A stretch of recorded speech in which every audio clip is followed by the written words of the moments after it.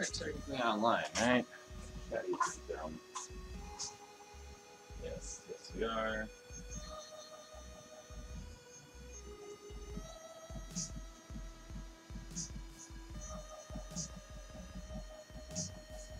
Now, yes.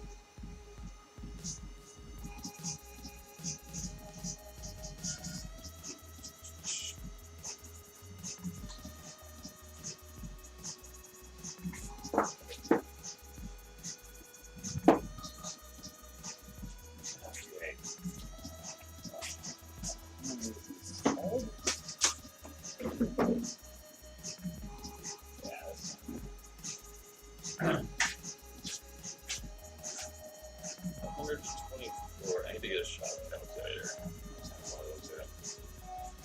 4 to 1 by volume.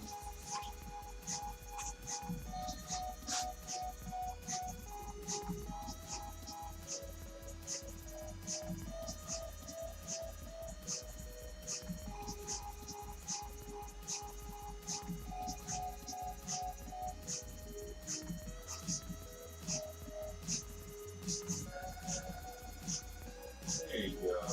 Yes.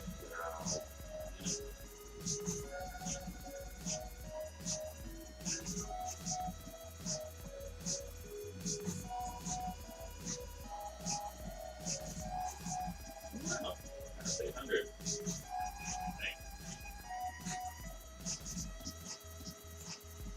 Alright, there, I gotta do the thing.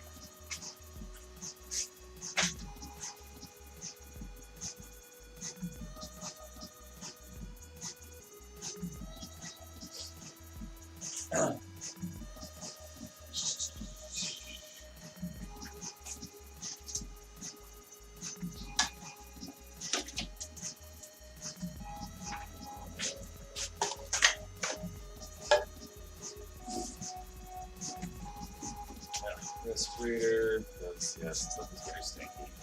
Well, not real stinky, it's simply hot.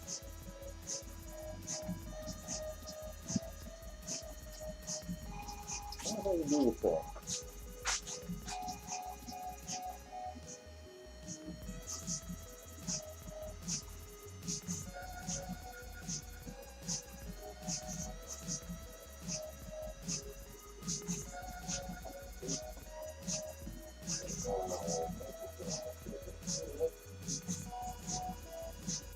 Three. So, test. 1, 2. Seems like it. Cool. As people show up, someone can tell me if that's working. That way I don't have to yell, which would be great.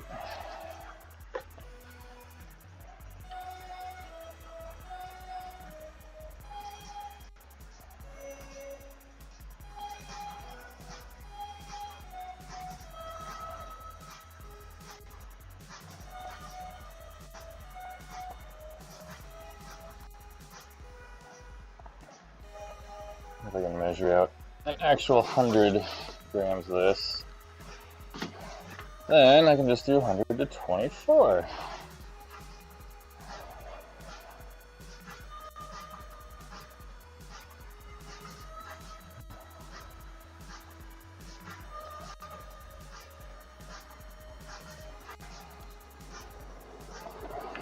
I think fast hardener is like, what is the product life on this? 11 minutes, cure time 8 hours.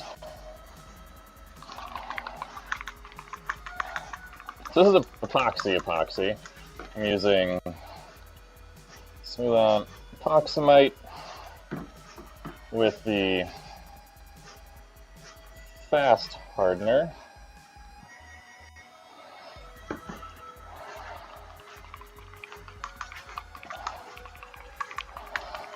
Which, as warm as it is, it's all the numbers that it says are going to be approximate. And this stuff is no longer even really sticky, which is potentially not a good thing. Because really you want this stuff to all go together when it's sticky.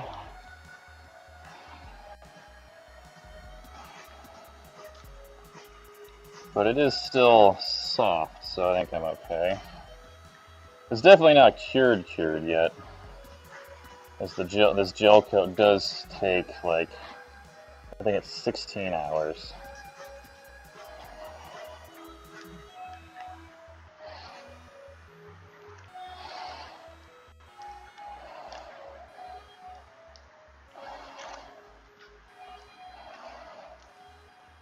But I do still want to get epoxy resin on here ASAP.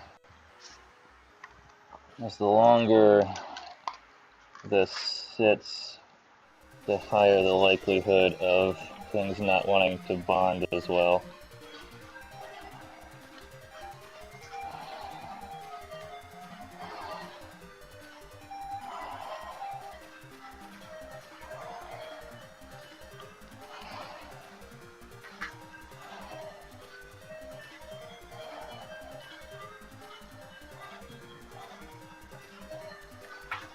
I forgot to look at what channel I'm in to see if I moved myself back to cosplay or stayed in prop making.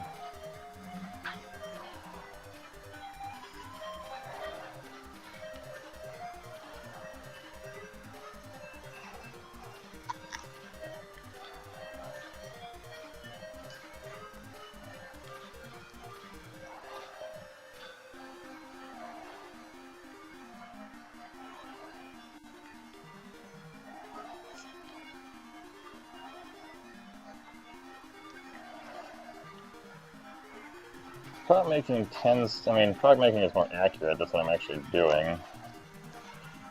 But it tends to be such a small little community that there's not a lot of people on it. And the whole point of Twitch is to do things kind of with other people. So, anyway, we'll see. I did the gel coat with a 1-inch chip brush so I could get into all the little detail stuff really well. At this point I'm going to be doing fiberglass and stuff, so I have found that it is actually much more effective to use a larger brush.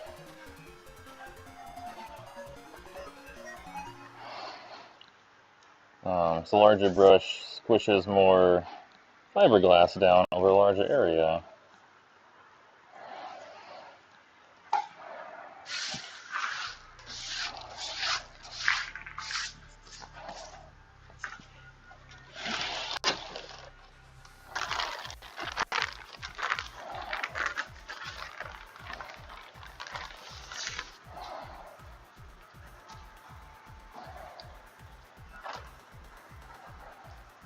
Some of this, I don't know if it's just older, or is it literally... this is the stuff, that's what this is. Alright, we're going to use this stuff. This is the cheap Home Depot stuff. I'm going to use the slightly nicer stuff to start with this. The Home Depot fiberglass cloth just does not lay down well. It's very stiff.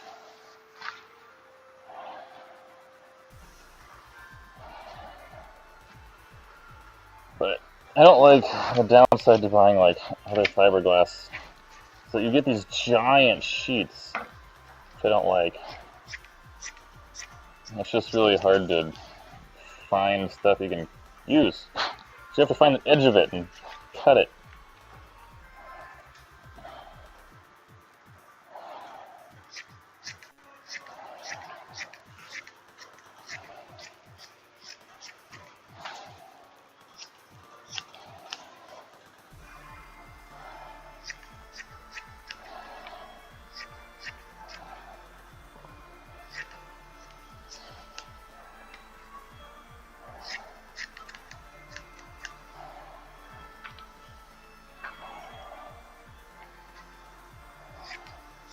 A lot of people just use kind of whatever size chunks and just make a horrific mess. It does tend to go smoother and actually work easier if you have fairly consistent sizes because you can pick up a pattern and sort of work with that. So because I did so much molding for Frankie Polito, I've kind of adopted large, not all of, but large portions of how he makes epoxy molds. He's got a system and it works really well, so.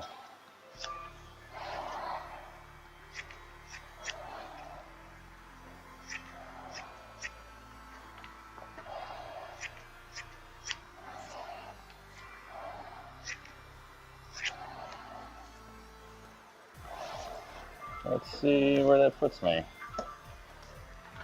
Let's see how far that gets us.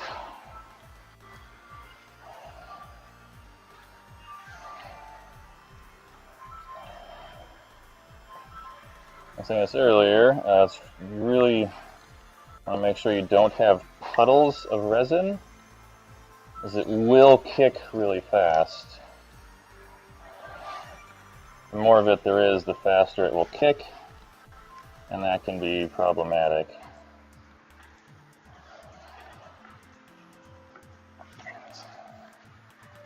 Yeah, this is this little cup is probably gonna go pretty quick here.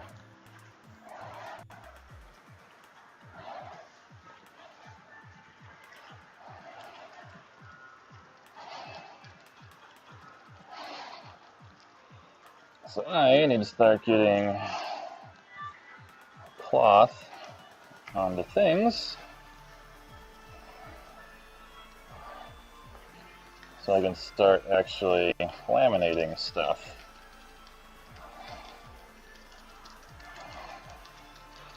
I'm going to do, I think, three layers. Frank likes 4. 4 is better. Oh, yeah, maybe I will do 4. Actually, I think what I'll do is I'll do 3 on the body and 4 on the flange. That's what I'll do.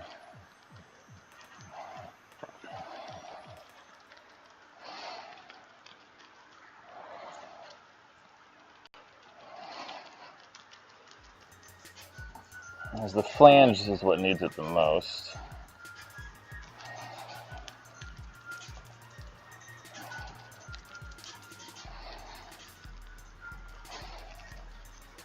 It's going to get the most abuse, especially if I ever get to build a rotocasting machine.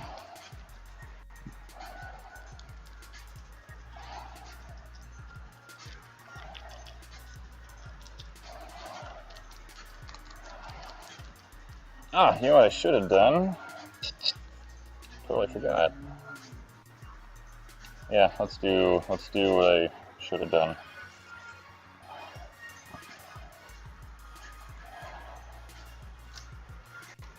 Actually, let's not do that. Let's do that.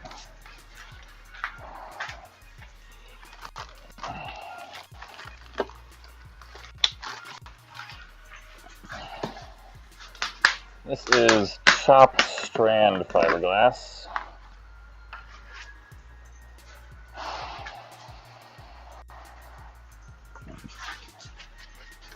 And it's literally just pieces of fiberglass. You can run it through like a food processor or a blender. Oh, this is literally kicking. It's got a solid chunk in it already.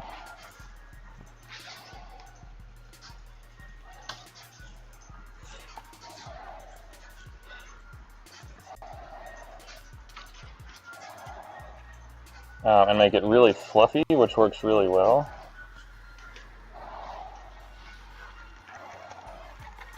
But I don't think I really need to do that, so I'm going to try not doing it. Let's see how it works on this mold.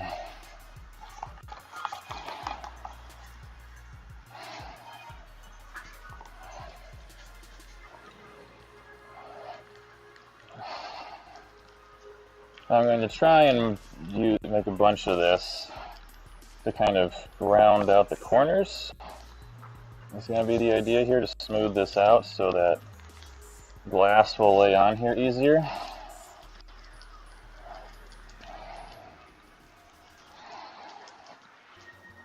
I just need to mix up another batch is what I need to do.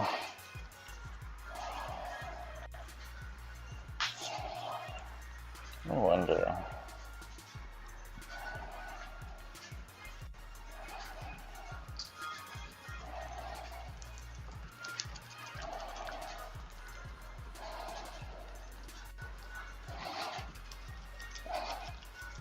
Yeah, I just need to mix up another batch.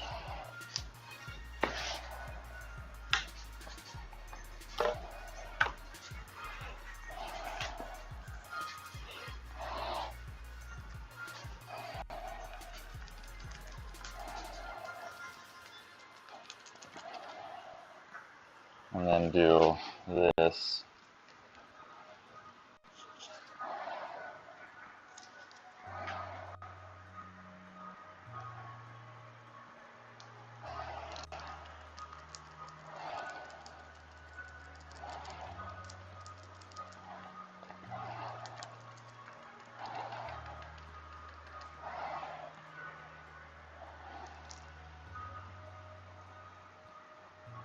Another option is to use freeform air right away and smooth out all these corners. I'm opting not to.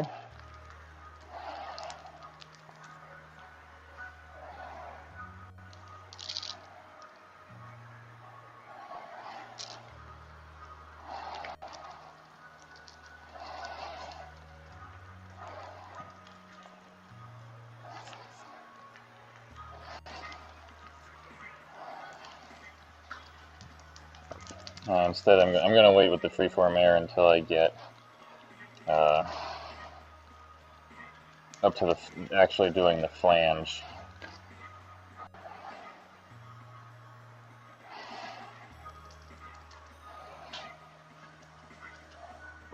But I have these areas that keep puddling up, so before they start to get solid, I wanted to get something in here. And this is, this definitely works. So it seems as good an option as any.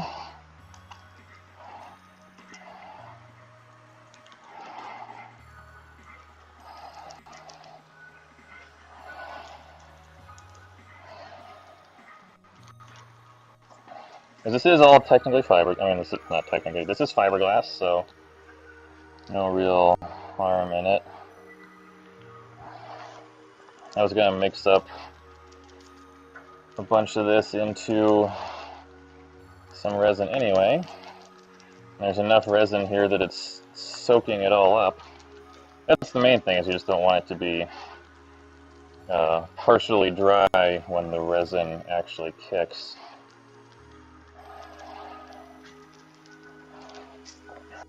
Ow, that was full. Oops.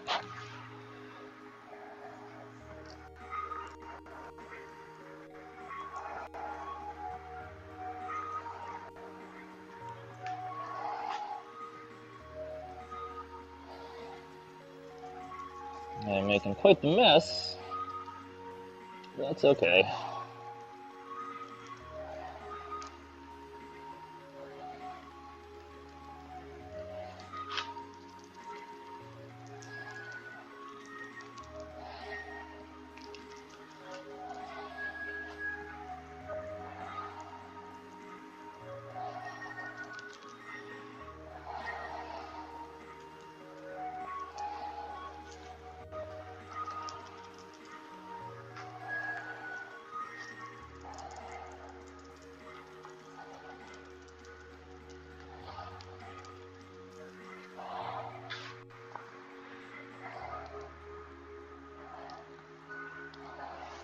And using this stuff is a lot stronger than using freeform air. The freeform air gives you sort of a rigidness and a compression strength, but it is brittle. So it has no flexibility to it, so it does make things rigid, but if you push it very hard, it will just snap. which is why it's really useful along flanges and stuff. Because it'll make the flange no longer bendy, but you have to laminate it with a bunch of other layers of regular glass. Hey, Silent Warlock! Can you hear me, by the way?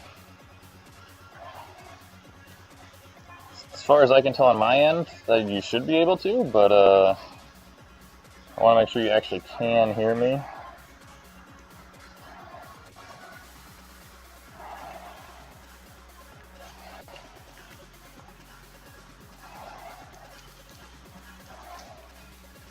Audio is okay, great.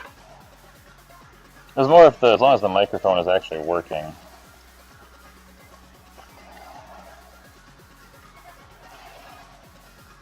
So it's working, then we have success. Basically. Success enough anyway. It's not going to be great. I mean, I'm wearing the respirator. So from experiments last year, it was at least as good, if not better, for me to use the microphone. It was never great, but it was at least as good as me yelling across the room. I don't feel like yelling a lot today, so...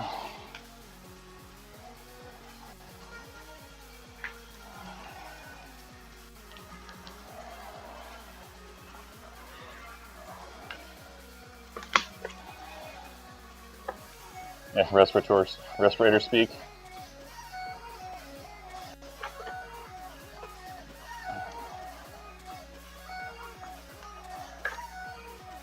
Another 25-ish. We're gonna go a little less. As warm as it is, this stuff is going real fast.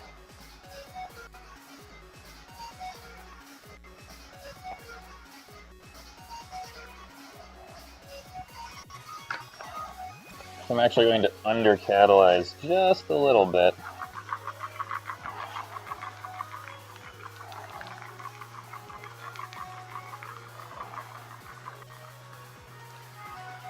And then mix in a whole bunch of the chopped strand.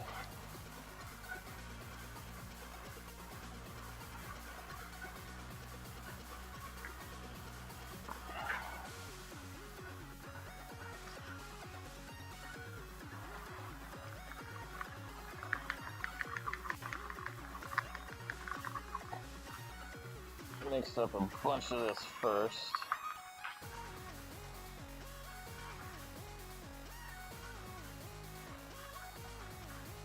I haven't ever actually used it unprocessed like this, just straight out of the tub. Usually, I'm taking it and I run it through. I have a Ninja food processor that died. Basically was abandoned. It doesn't work great for most things, but for abusing fiberglass, it works fine.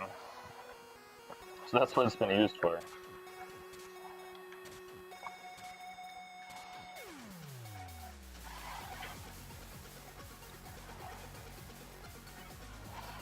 And then I'm just gonna squish this into all the corners. Again, basically to to smooth the corners over, so that the glass will lay in here nicely.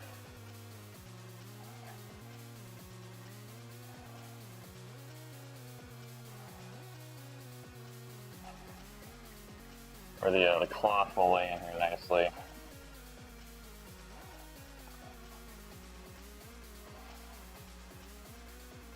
This fiberglass cloth, flexible as it is,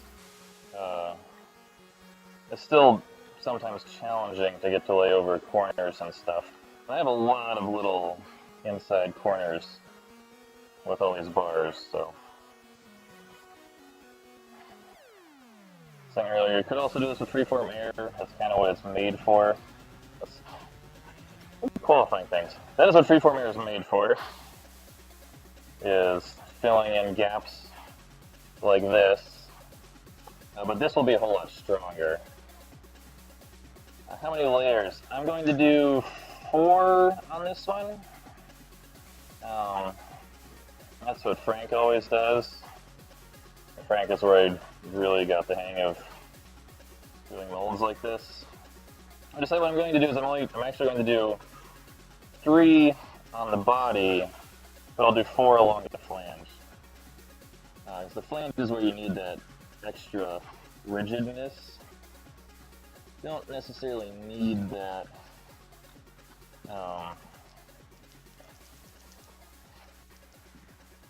over the whole thing. Yeah, it's a good shape. It's gonna hold its shape just fine. I don't think I need 4.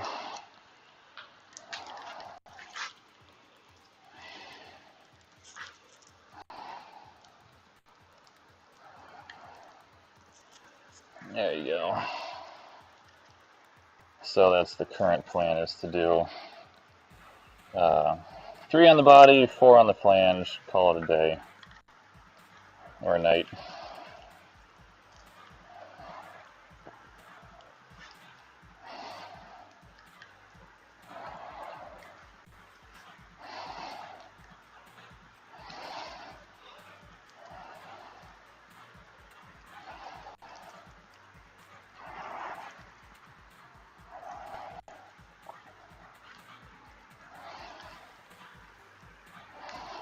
This seems to be working really well. We'll see when I get to putting the cloth on top of it how well it works. But currently, this is working great. And this is way faster than trying to get freeform air into all these spaces.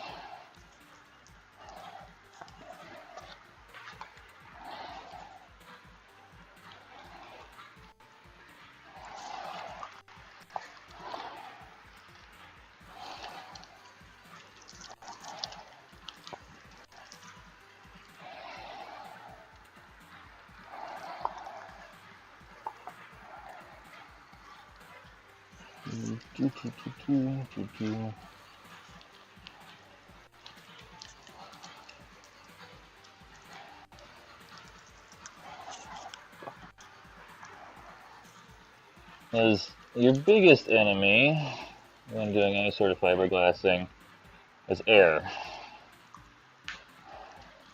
The last thing you want are air bubbles of any kind.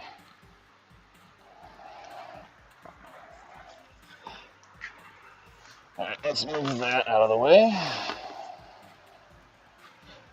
Alright, I threw these on earlier. Oh good, they're still soft. I can still use it. Realized I need to back up a little bit.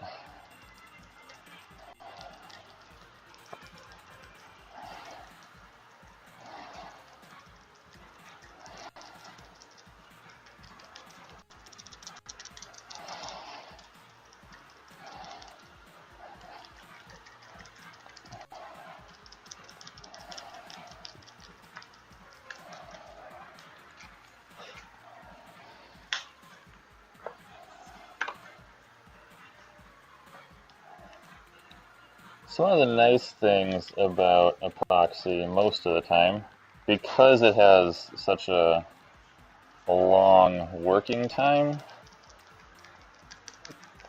you're not just able, you're actually supposed to do basically all the layers in one go.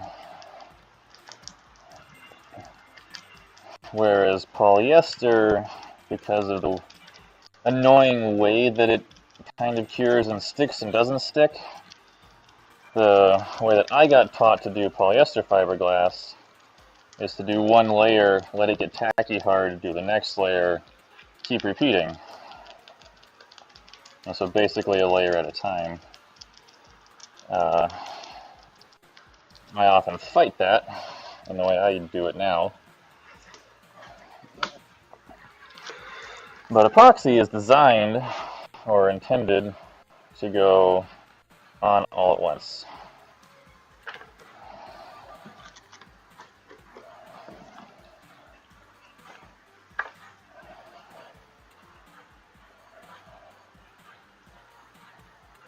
And because it has such a long working time, doing what I'm doing now and using the same mixing cup over and over poses very, very little risk. Polyester, you're totally not supposed to. I do it anyway, but you're totally not supposed to. Um, it it works. It can work out. Going by the instructions, doing things the way you're supposed to. Um, yeah, epoxy can actually be, in terms of the amount of time you spend laying it all down, actually faster than polyester. The way I use polyester is I over-catalyze the bejesus out of it, so that it takes me usually multiple batches to finish like one layer, so that's because it's going so quick half the time. So I don't wait with polyester resin.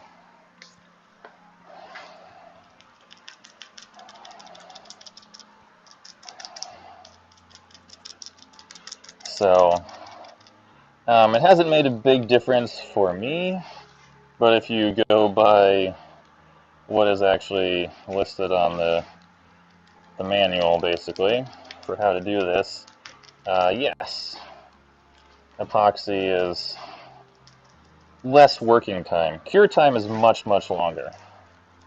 This is the fast stuff, and it's 6 hours. The gel coat is 16.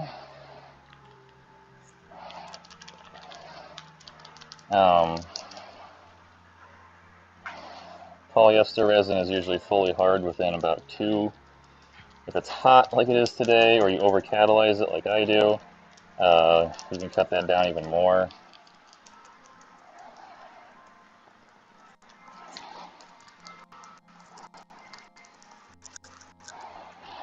I never watched Bill Fiberglass anything, so I don't know how is what's Bill's system.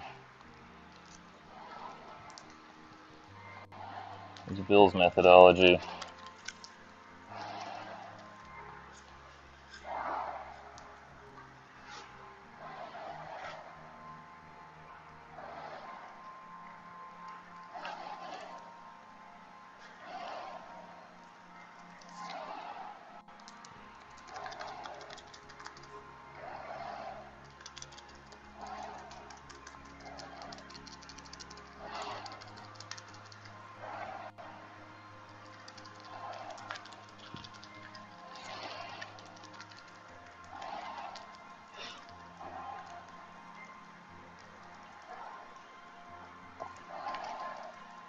So far as I know, I'm one of the most impatient, screw the rules, make it now people I know in terms of this sort of stuff.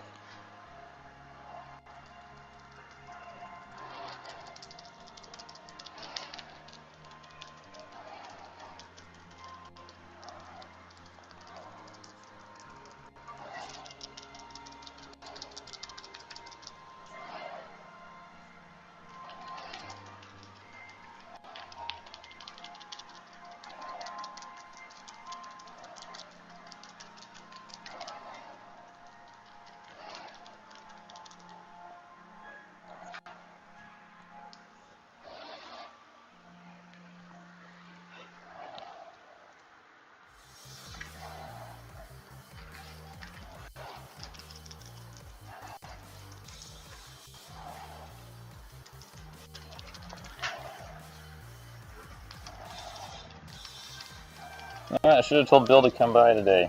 Could have helped me fiberglass stuff. I made a video about it. I did not know when I was going to get stuff done, though.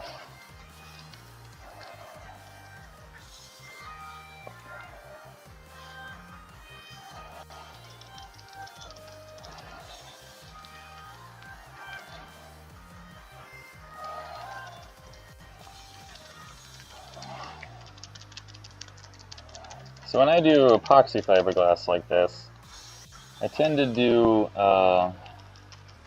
the first layer pretty wet, and then as I go, try and soak up more and more resin with subsequent layers,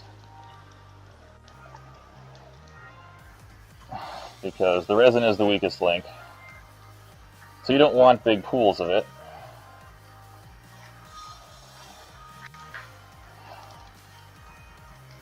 But you also want to make sure, especially in the first couple of layers, that you don't have air underneath anything.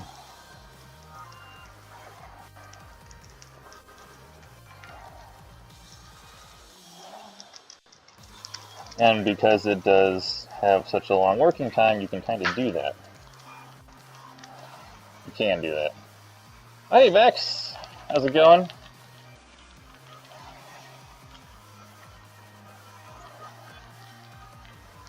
I'll do the flange with the freeform air. I'm not going to do anything else with it. I mixed up a bunch of chopped strand and kind of filled all the gaps on here. That's why it looks wonky. Just mixed it up real thick and brushed a layer over all the corners. Probably going to dump some more in some of the spots where all this resin is pooling up so bad. I already have a lot in there.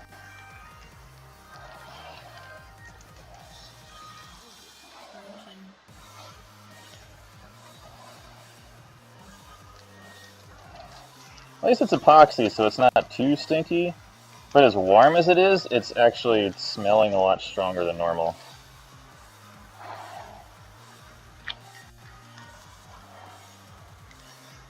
Which was interesting. Like, I started doing the gel coat without a respirator on, and had to go back to being smart and safe and put the respirator back on.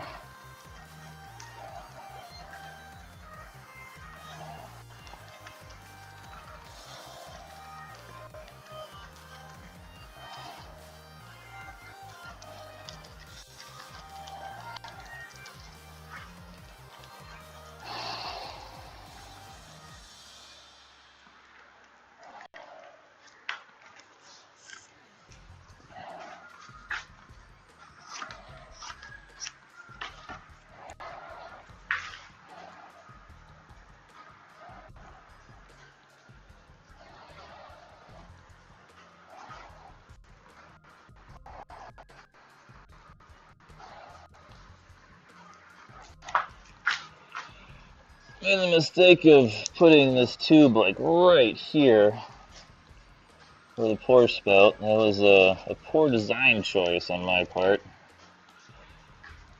It'll be fine when it's done, but for actually fiberglassing everything, it's gonna be tough.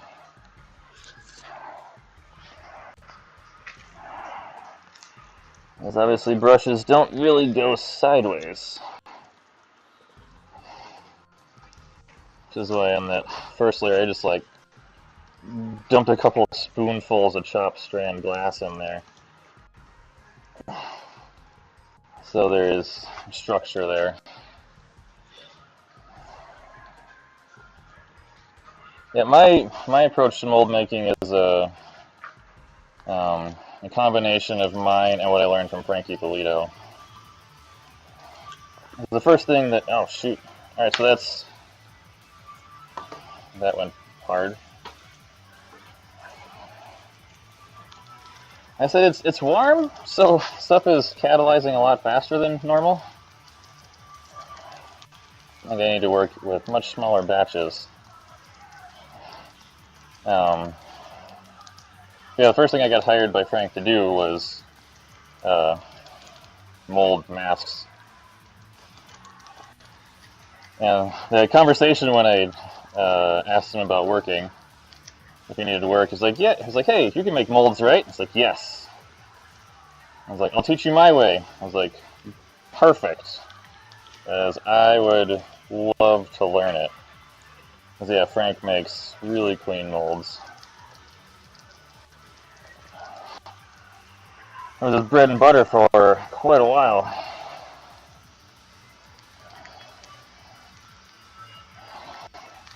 Still a staple. I mean, he makes all the molds for Immortal masks. And I've done the fiberglass for easily a dozen of those now, I would say.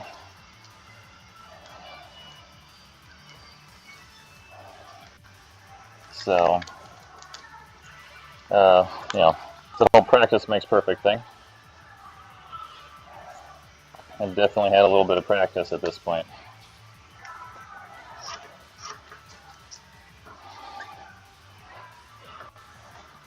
But yeah, Frank's method or his system with that stuff is to over-engineer it to the point that if you screw it up like 20-30%, it'll still be fine.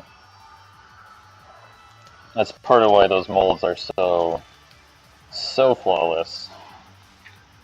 But that's the system that I'm basically using here.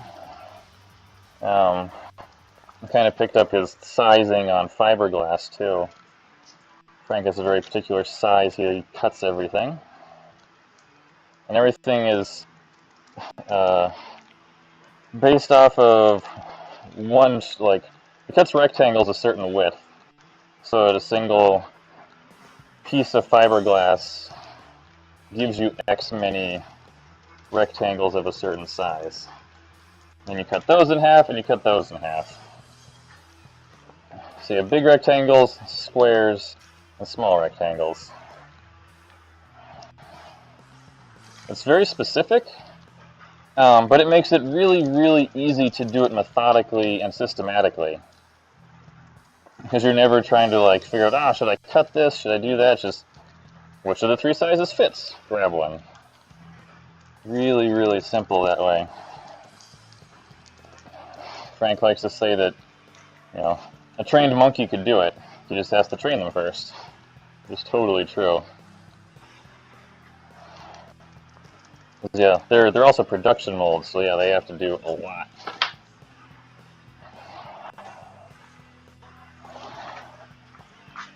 Alright, we're gonna do this batch half size. I'm gonna cut up some more fiberglass.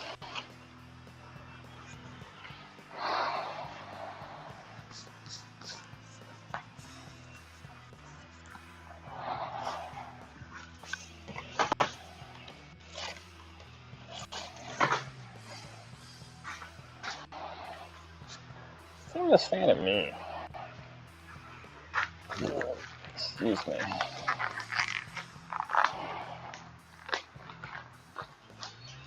Alright, I'm not using a calculator.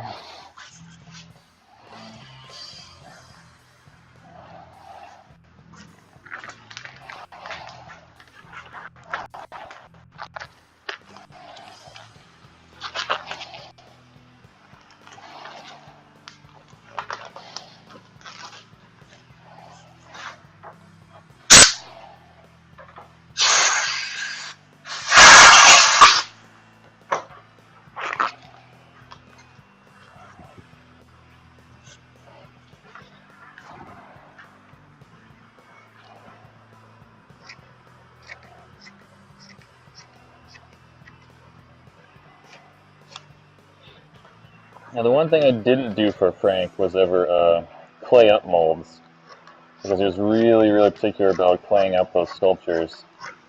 I've cleaned up, like I finished doing the claying up where someone did it and I had to like clean up the dividing wall type thing. And I've cleaned out tons of molds, you know, the really awful part. I've patched a bunch. The Freddy Krueger mold was cursed. I spent a couple afternoons patching multiple versions of that mold with a toothpick. Kept getting these weird air bubbles for no discernible reason.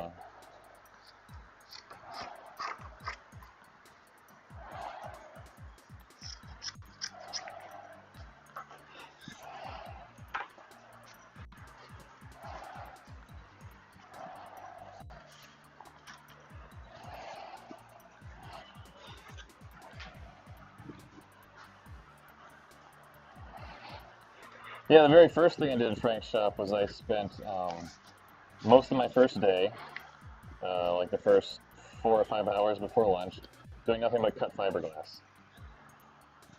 So he buys it in a whole roll. So you cut the roll down, fold it over, cut that in half, cut that 3 more times, and you end up with rectangles that if you then fold those in half, you get a square. And if you cut those in half, you get these little strips.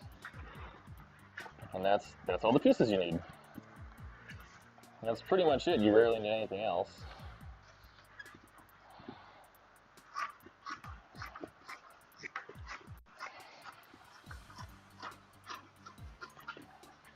I'm basically making those squares for most of this.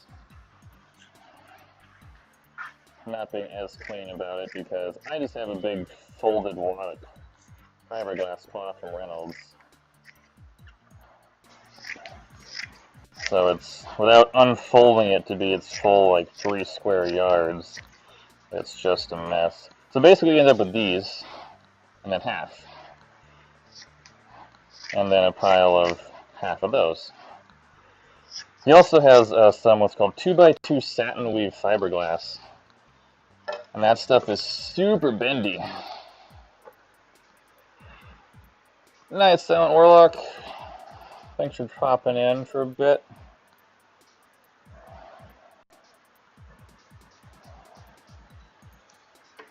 Alright, so 50, which means 12.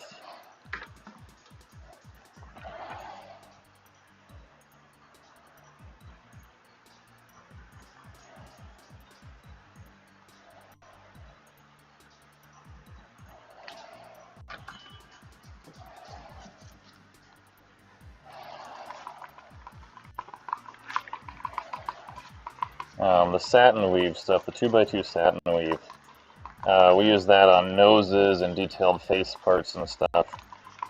It's a lot more expensive, so we use it sparingly on just that stuff. But it makes those parts of the mold really easy.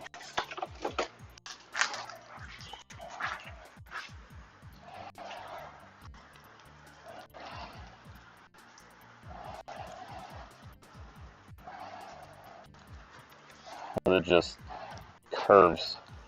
It's pretty amazing. I love that stuff.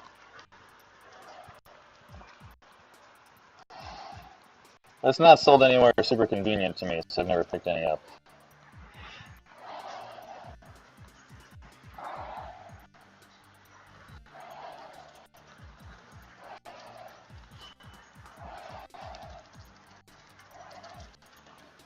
So, this stuff Reynolds sells is still far, far better than the stuff at Home Depot.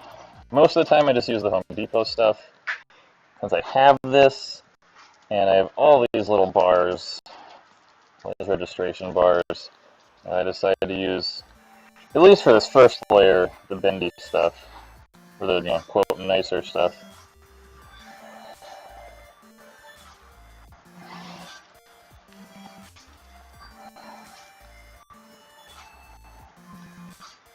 Because it's bendier than the Home Depot junk.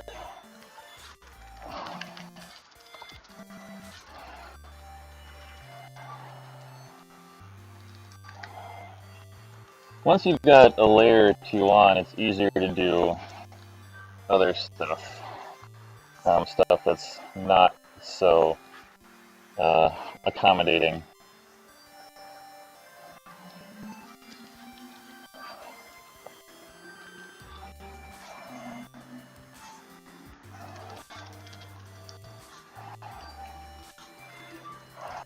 So have you been, Vex? Haven't got to talk to you for a while. I guess there was one day recently, but not much recently.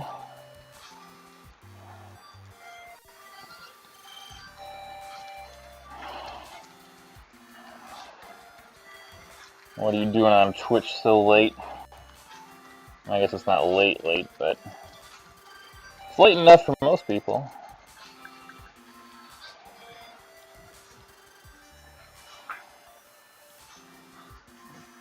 Ah, cool.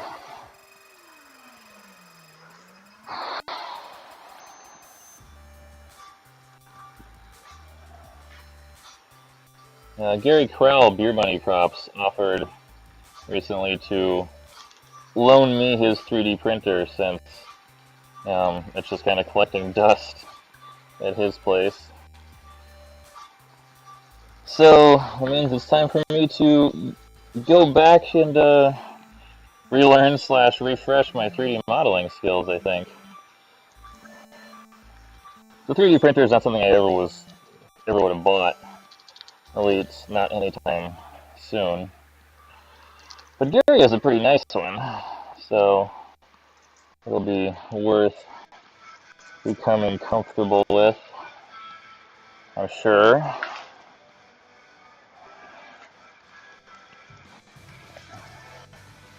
I have a project hopefully lined up that I think will benefit from some CNC work. So I'm going to try playing with some really, really basic CNC stuff.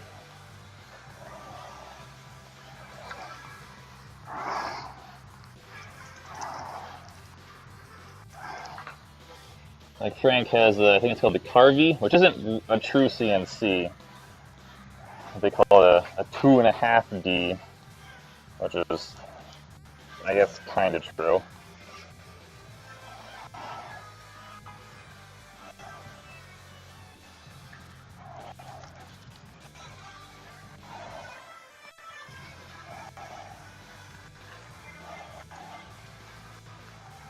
Yeah, I did technically go to school at one point for 3D modeling and stuff.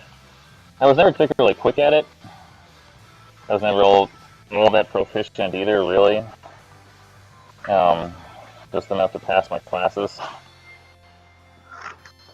So I know what's involved in it. Part of why I started doing this was when I found out that I could do this, and I could work with my hands instead. I gave up on virtual stuff because I like this so much better. So I enjoy making things with my hands a lot more than I do sculpting in a computer. I don't dislike doing it in a computer, but I like this better. And the main reason I do this as a job is because I like it.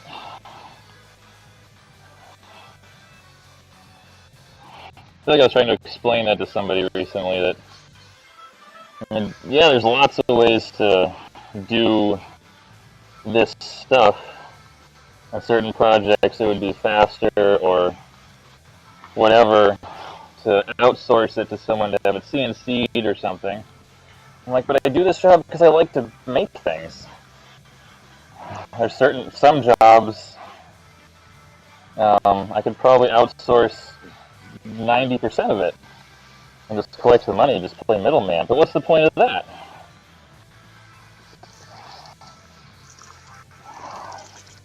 That's the whole point, is to make the things. Or at least the reason I got into it was to make the things. I don't want to lose that.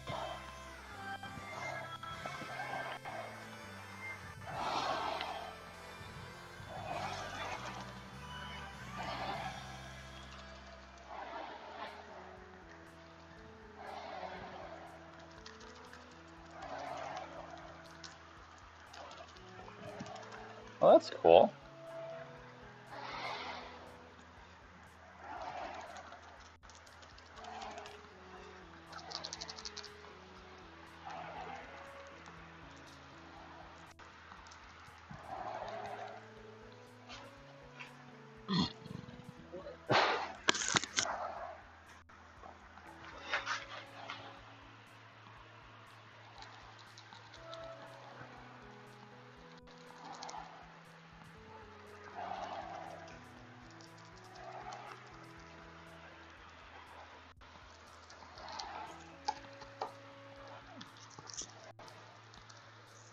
There we go, round one.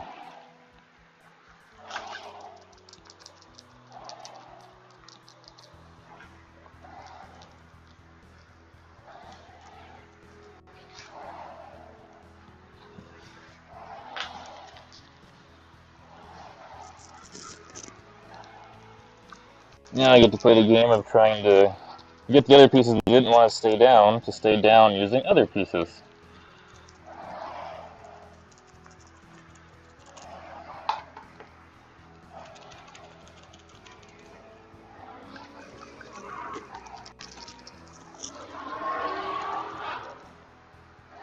Did you used to do the 3D modeling, you said for games and film?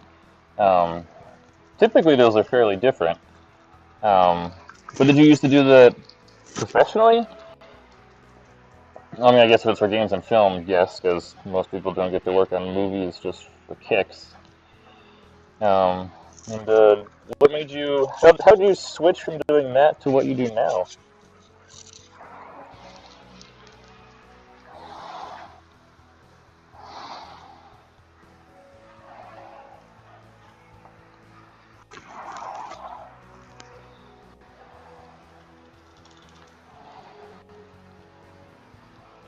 If you don't mind my asking, of course, sorry. I had to throw that in there. I'm always curious how people end up, in our industry.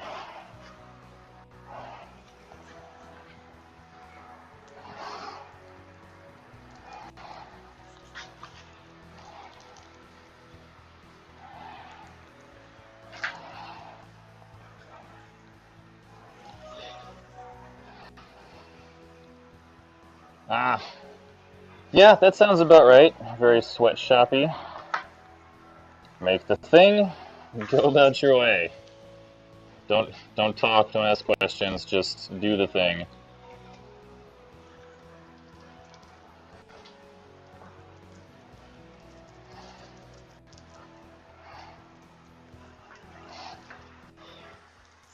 The program that I was in San Diego was mostly video game oriented, and our professor was very upfront. He would say, like, I can get you a job doing like QA testing if you want to get a foot in the door at a big company, but it's miserable work, and most people don't get to go past that. Like, it is technically a foot in the door, and if you want it, I will get it for you. But you better really, really want to do it, because it is not what you think it is.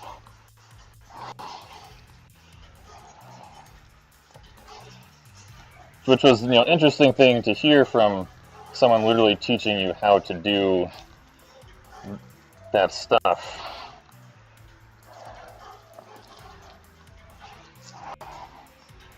But he was very upfront that you get a job, but yeah, working in video games was lots and lots of work for very little pay and no appreciation, and zero glamour.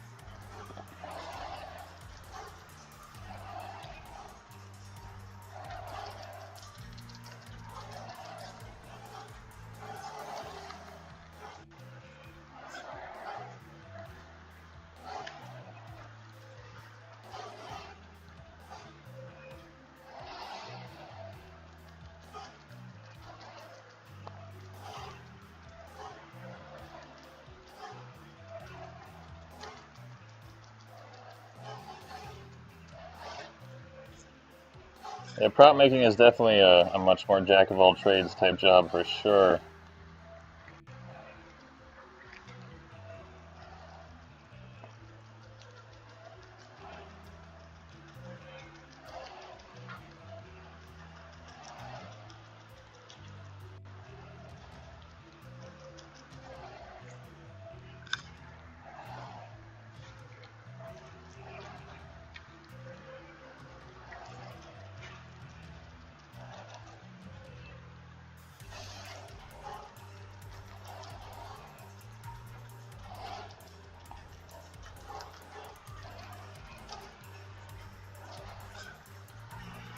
So I try to, as I go through stuff, not put pieces in the exact same place every layer.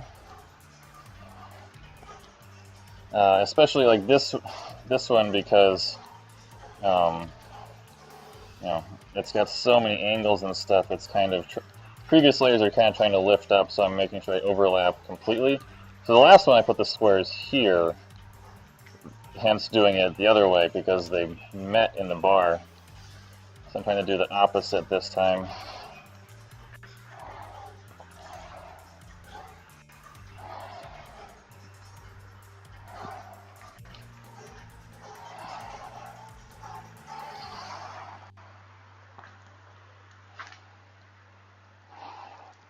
I do definitely need to mix it more resin, but I'm trying to get cloth stuck down into these puddles while it's still super sticky because it's kicking already.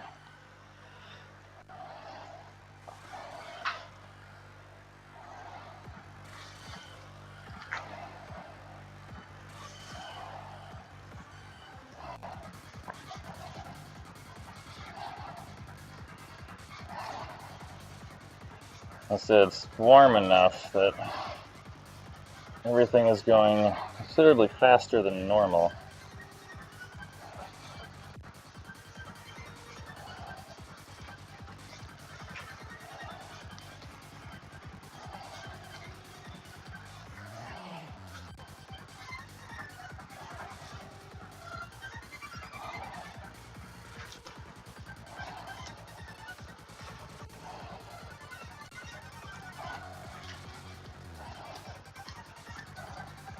As long as everything sticks down nice and snug, I can come back with more resin and fill this in, and that'll be okay.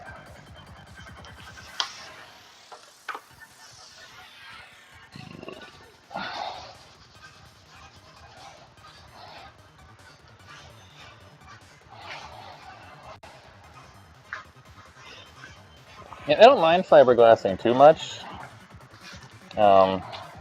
I fortunately don't usually have much trouble keeping track of where I am. It's something I've noticed even in like Frank's shop. A lot of the other guys, like I can watch them. Like if we're doing a mold together, I can usually more accurately keep track of theirs while I'm doing mine than they can occasionally.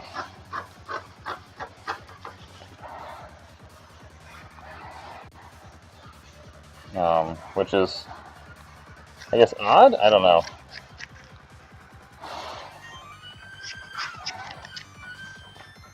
I have a weird thing about counting and, like I obsessively count things. So, there's a chance that this sort of stuff falls into that, I guess. Like Frank likes to give me a hard time sometimes whenever I do like a brush up mold there, that you're supposed to like color every layer so you can tell where you are and how thick it is. I'm like, but I know. I can see it.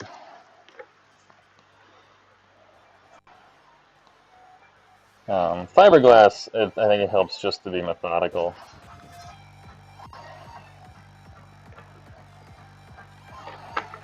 You know, start at a spot, work your way around. It's like right here, this is a little, I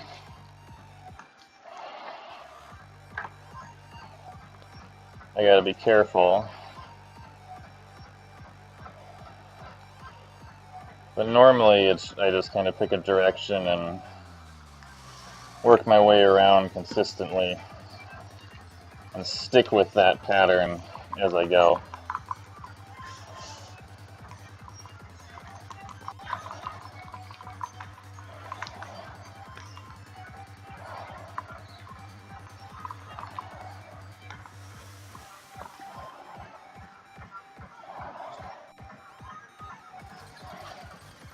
So like because I have all this loose stuff, right, or not loose, but only partially down stuff right now, I'm gonna just slightly tack the other stuff down to fill that in so I don't lose track. Because if I go back and I wet down everything that's here already, I could very easily lose track of it all.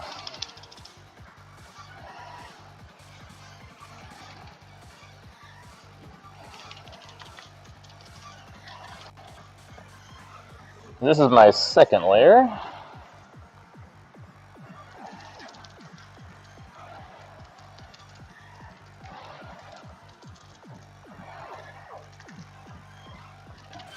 So after this one, I'm going to mix up some freeform air and hit the flange with it to make that thick and nice and solid. And then I'll do one more over just the flange and a final one over the whole thing.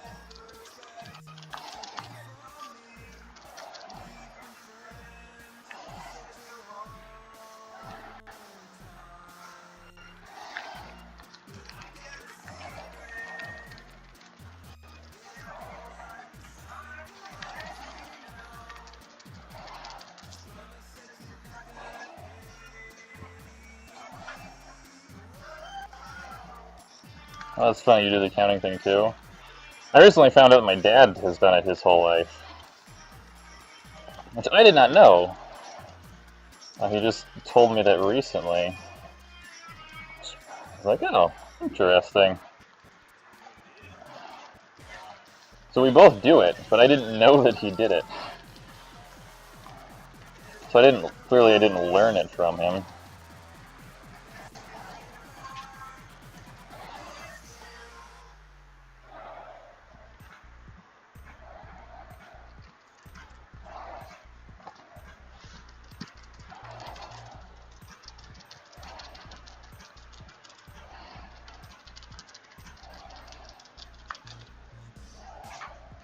Perfect.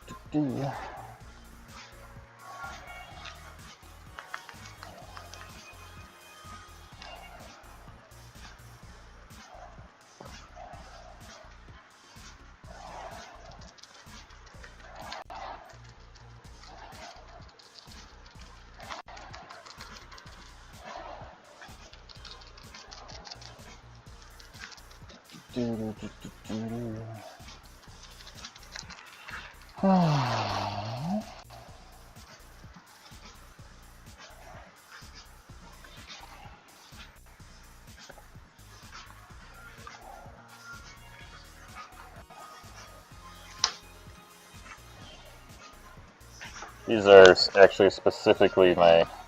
Well, they started out as specifically fiberglass scissors. That's why they were always wrapped in tape. So I can do this. And when I make a mess of them, because of all the crap on my hands, I can just peel the tape off. They've turned into the most used shop scissors. But that was an accident.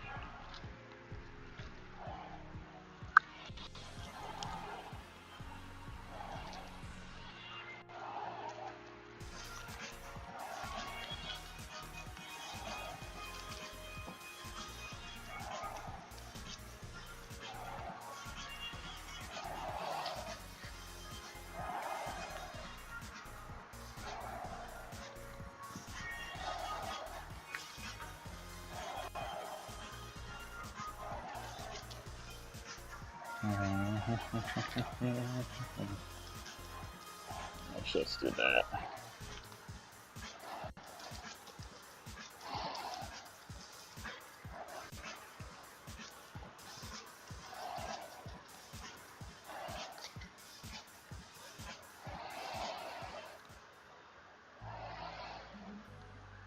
Oh, stupid SD card.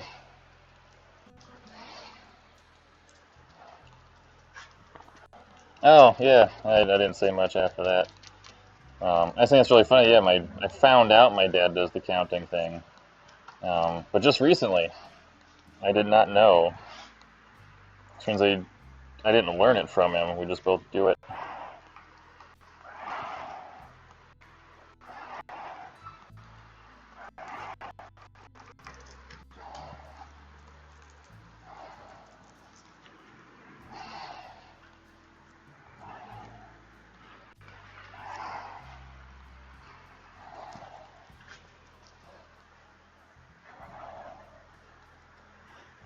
Alright, I think that's 2 on everything.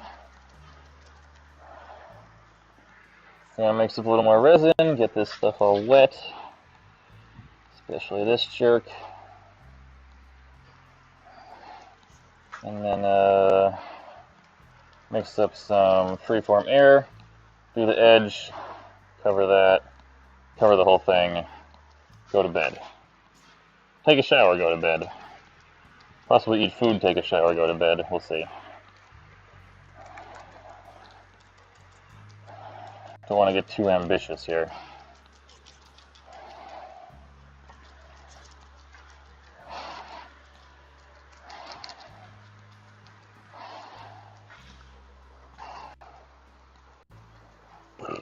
Excuse me.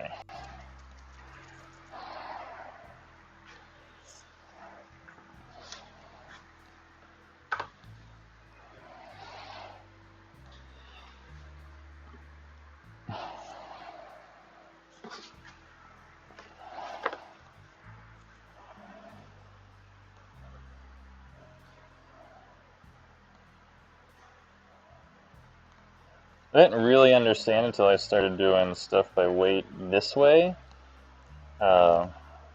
why Frank prefers the classic triple beam balance, triple beam scale. Because the digital one always has a little bit of a lag, right? With the old school triple beam ones, you can just preset it. So you can say, like, I want, when you know sort of what you're doing, and say, I want 100 grams of this. Set it to 100, and you can see how close you're getting because the scale moves, which is really nice. So there's a lot less guesswork involved.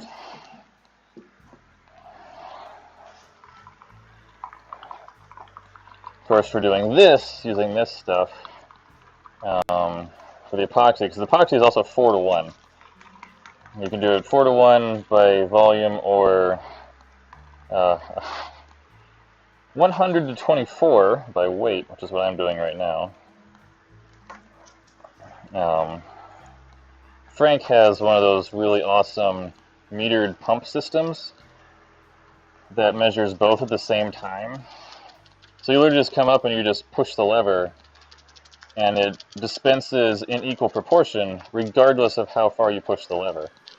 So you just, put in a cup exactly as much as you want, and the ratio is always perfect. It's really cool. They're expensive, but oh my gosh.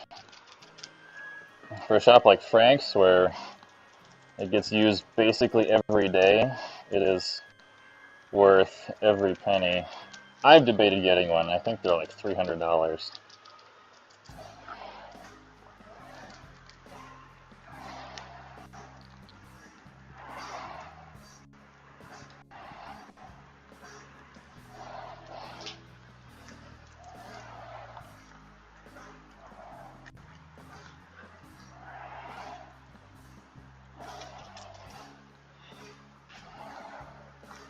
Yeah, exactly. It's that justification. It is super cool, though.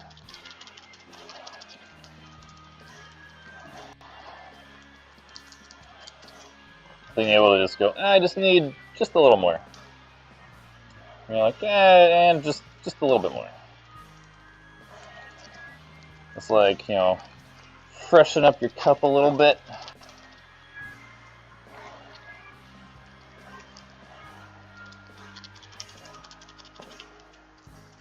I might only have one.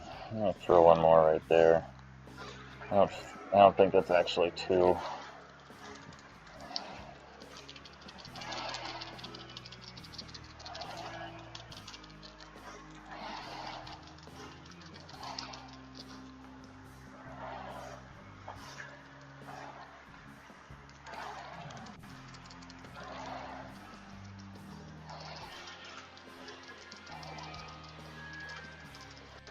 First time I did molded Star-Lord, Gary actually helped me out. He'd worked with fiberglass before making boats and stuff, but he'd never done any molding of any kind. So he came in to kind of like intern for a couple of days. Best assistant I've ever had, hands down. Gary was fantastic to have helping out.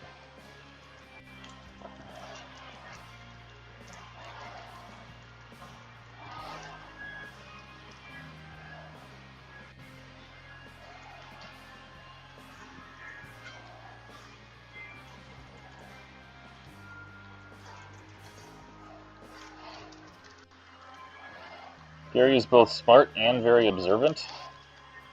So really good at just kind of being here and watching to see how stuff works. And then when needed, it's kind of jumping in with like a second set of hands. When you're doing that weird, like, I don't know what I'm doing right now. That's like, I wish I had like a fourth hand, like Gary was just there. Best. Now he works full time doing this stuff, so that's pretty awesome. And I got to help him get here, I guess.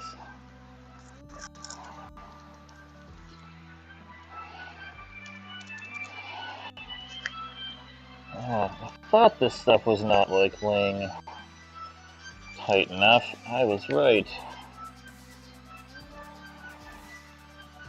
Is air.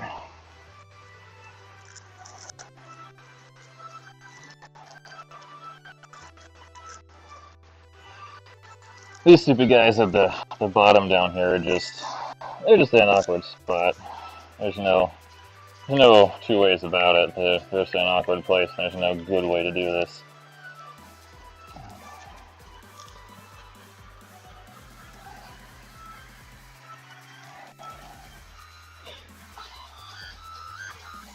There we go. Alright, well, I'll poke at that again. Now I'm going to mix up some freeform. A whole bunch of it, actually. And make a big giant mess, because there's no other way to mix up freeform air other than to make a big giant mess.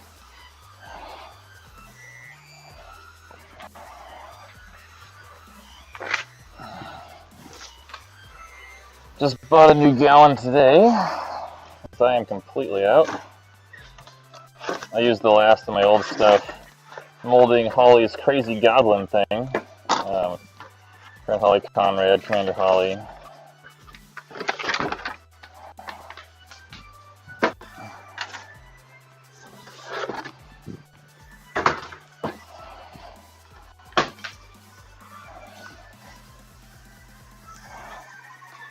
Freeform is epoxy putty, and according to my friends that know, basically every company that makes epoxies makes a version of this. It's basically just resin plus a ton of filler of some kind. I think in this case it's microbubbles. Sometimes it's Cabasil. Because this stuff is light enough that when cured will actually float in water. So it dries completely rigid with almost no flex. It's brittle, but it doesn't compress at all. So it makes it really, really good for, like it's designed for what I was using the other chopped strand for filling in your edges and corners and low spots and stuff so that you can lay glass over it easier.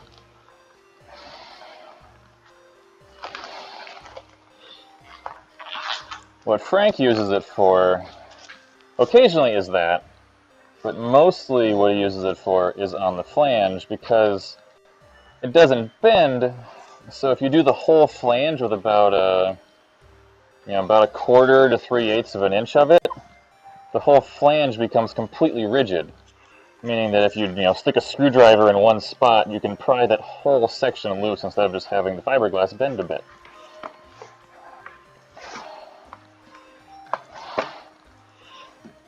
I love this stuff. I think it's really cool. I've made lots of stuff out of it. They will say that you can't sculpt it because it's very marshmallowy. And you'll see what I mean. This is at least a fresh batch. The last stuff that I had was really old. So it starts to get really crumbly as it ages. As hot as it is, a batch like this, I think full cure on this stuff is supposed to be 6 hours.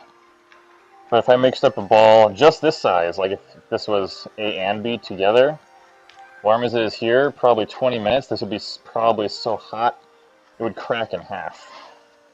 I've done that. And it is very, very, like, I describe it as marshmallowy. So it's just really fluffy, and it's not like putty. You have to get it really thoroughly mixed before it starts to get sticky. Otherwise, it's very, especially this half, really powdery, and it likes to flake apart. And this half especially, as it ages, gets dry, and that problem gets a lot worse.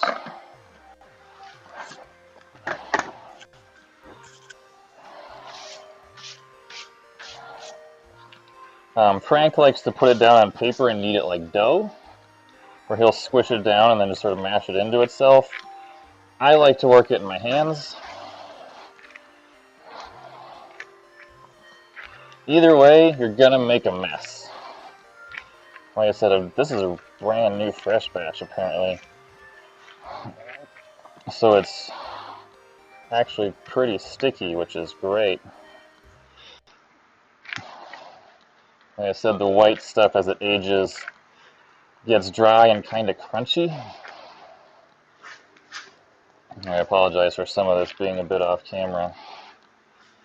But it's just 1-to-1 by volume.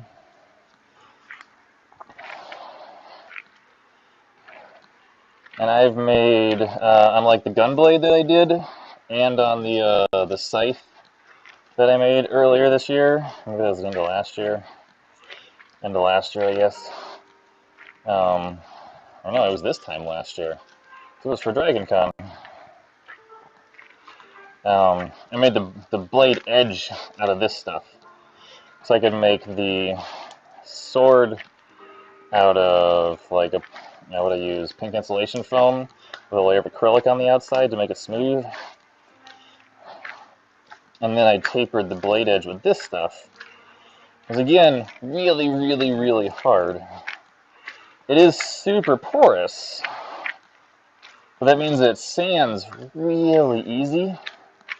It's just because it's really porous, painting it will look terrible, but if you skim it with spot putty, or one good layer of some good primer, like catalyzed primer or filler primer, you can sand it out really, really smooth. Again, it sands really, really easy. But because it's really porous, you just end up with a very, like almost like cracked porcelain looking surface. Not quite that bad, but close. I can actually feel this being a little bit warm already. So now I'm just going to do the whole flange with this stuff and try and keep it pretty even.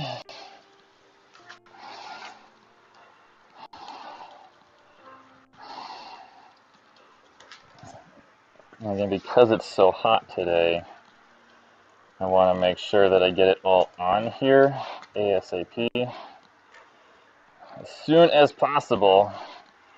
So normally I do it a little bit more cleanly as I put it on. But today I want to make sure it's all here, so it doesn't start to kick.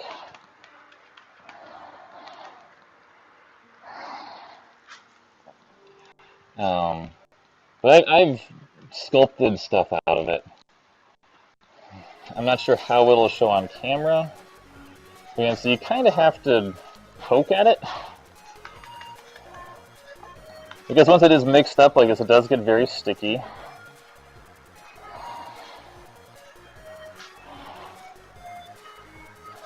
But it's still this fluffy, doughy stuff. So one of the things that I like to do for one-off parts, we did this with Kit's staff from Maleficent.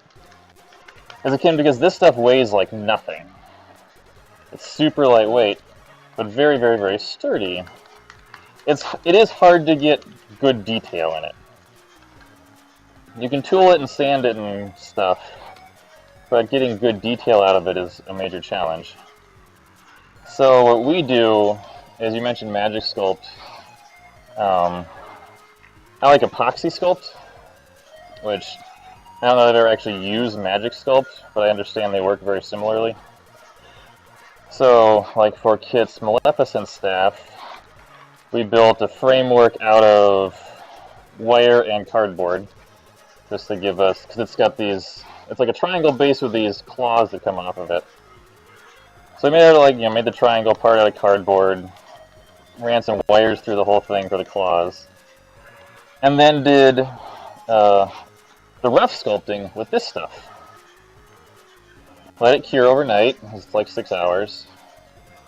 And then did our details with epoxy sculpt on top. So that way we got to keep the weight way down, because like epoxy sculpt is really pretty heavy. It's really cool, but it does have a bit of brittleness to it. You don't want to make stuff completely out of it if you can avoid it.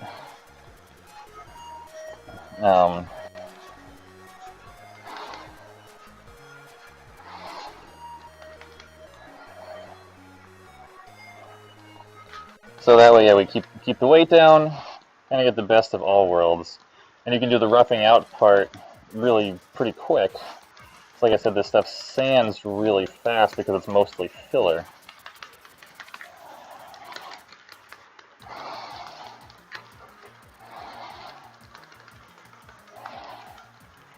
And I like to do, when I do the flange, Frank he keeps it all even, so over all his keys and stuff, he likes to keep all those shapes still there. I like them flat, so I just kind of fill to the highest point. And that's enough for me.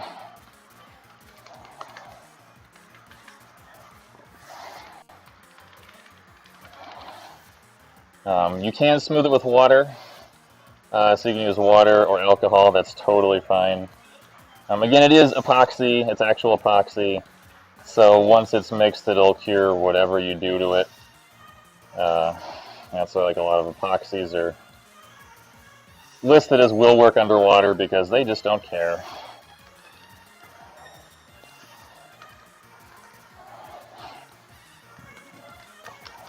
Frank is very particular when he puts it on to make sure that he sort of like rolls it out into even pieces and lays it down in sort of batches to make sure it stays a consistent thickness. I like to just, you can saw what I kind of did, like squish it out as I go.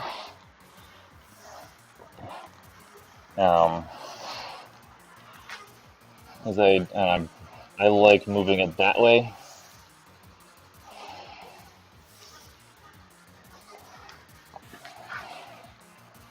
There's some other question there, I think.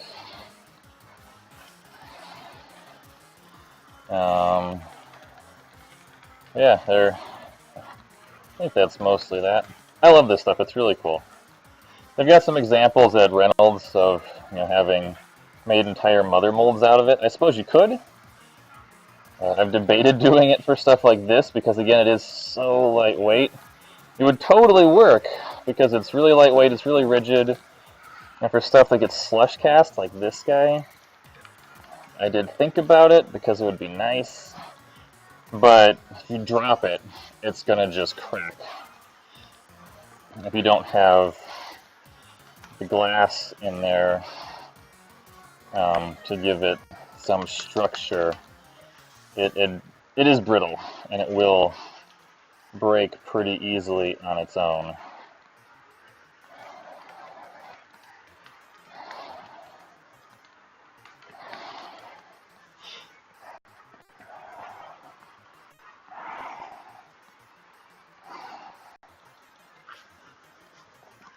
For sculpting, the water thing totally works. I definitely do that, because you can get much closer that way to your final result if you've got basically wet hands. For this, I don't care. So I'm just going to keep poking at it. And it doesn't have to be smooth or anything because I'm about to lay more fiberglass on here. So I don't need it to be smooth or shapely, I just need it even, really. Even and symmetrical is all it needs to be.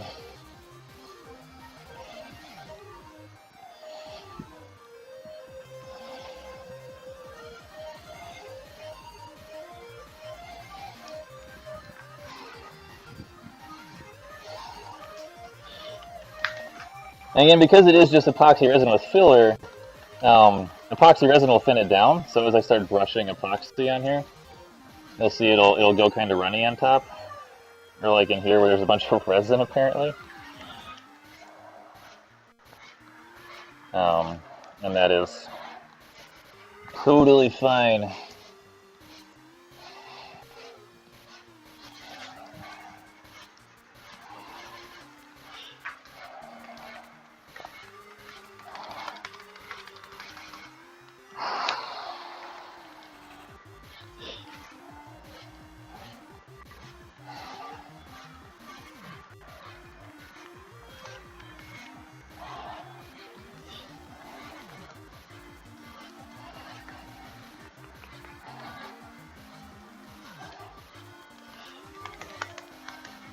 That seems pretty good.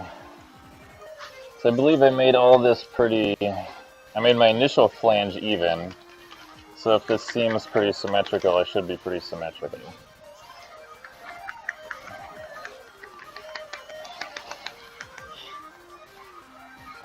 I've done stuff... I made an entire helmet out of this stuff. 2 helmets. I've used this twice to basically make helmets. One, I made a Big Daddy from Kick-Ass. I made that armor for somebody years ago, one of my earlier commissions. And I did the helmet by roughing it out of foam, and then I did all the details with this stuff, so it would still weigh nothing.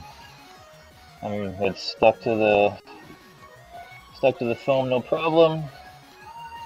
Didn't bother, like I sanded it, I didn't spot putty it or anything, so I just sprayed the whole thing with plastic dip. Came out great. Was like super lightweight, borderline indestructible. I made another helmet because I have one of the old things I made is I made an Orion helmet years ago, and somebody wanted his name Tiny Gatchaman, Battle of the Planets. Tiny is the green owl guy. And he wanted that, so I took because my Orion helmet is a vac pull made out of styrene. Had him pull a copy of that, which is oval, and then I rounded it out with this stuff. Because again, it sands really fast and it's really lightweight, and I knew it would be really strong when it was done. And then that was just a lot of spot putty and sanding to get it shiny smooth. It had to be glossy.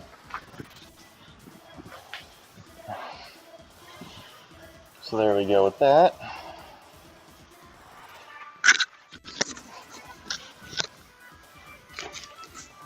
And interestingly enough, the freeform air has a very different smell than the rest of the epoxy. Not very, but different enough.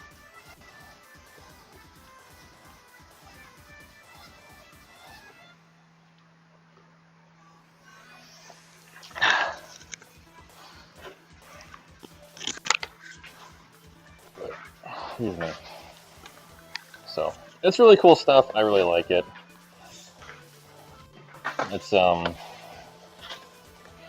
It's useful for a lot more than most people would use it for, I think.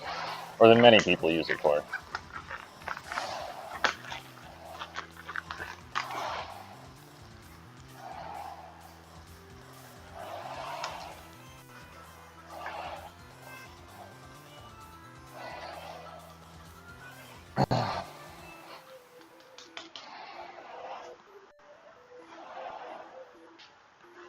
Frank's method of sort of rolling it out first and basically just applying it in the correct thickness does make it easier to ensure that you get symmetrical coverage, so your flanges are always consistent, which is his biggest concern.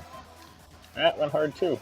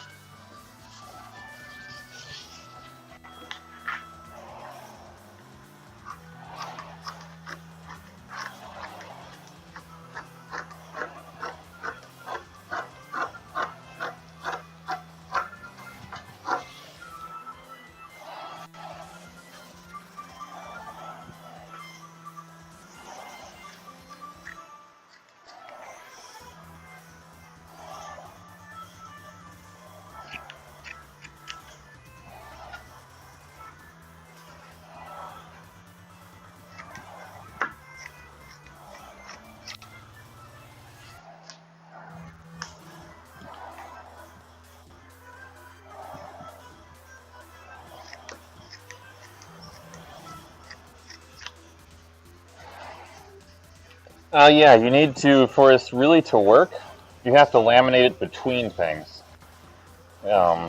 Its intended purpose is for reinforcing stuff like this and like the corners that I filled up with the other stuff,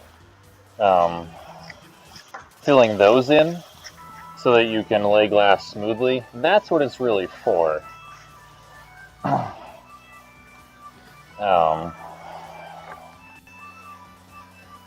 And again, here it's not particularly strong in a durability sense. But it's really high. Yeah, you can't compress it. That's its biggest strength. It's very strong, whatever that is.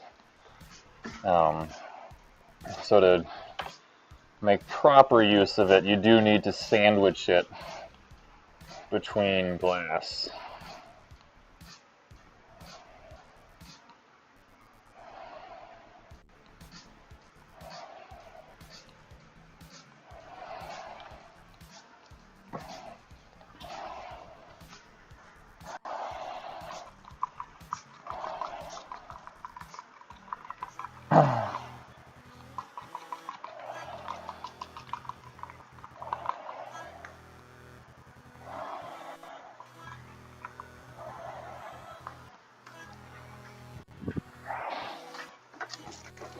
I mean, I'm sure it would basically do its job this way, but I'm not sure how sturdy it would be.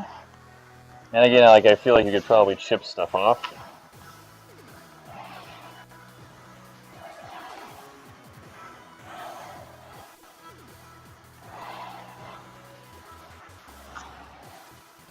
So now we completely wet out this.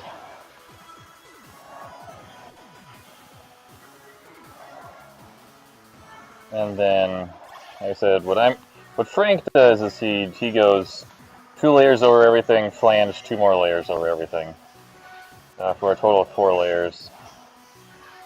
I'm not going to do that today. I am going to do 4 on the flange, mainly because like I said, I'm still optimistic I'm going to need to rotocast this, or want to rotocast this at some point. So I'm over-engineering it a little bit.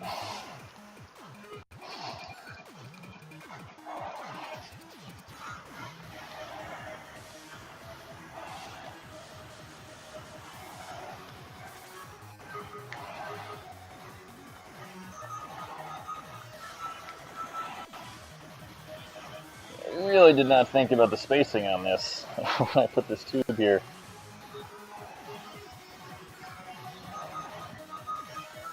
Oh well.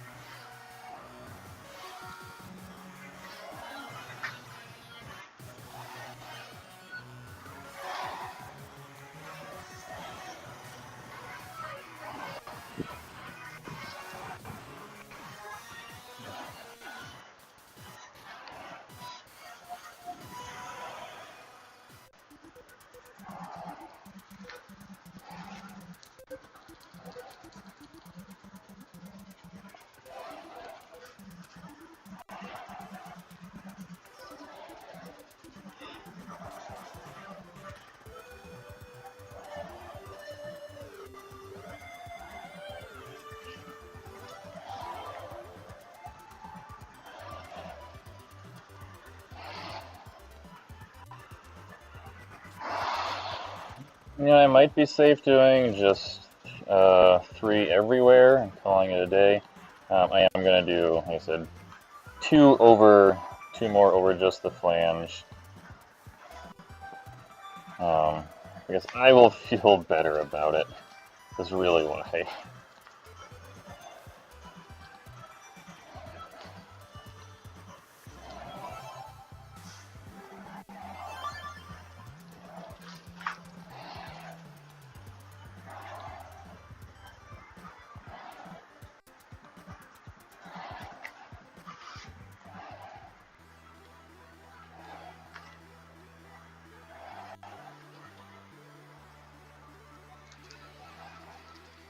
It just laminated something in there. I don't know what that was. But it's in there now.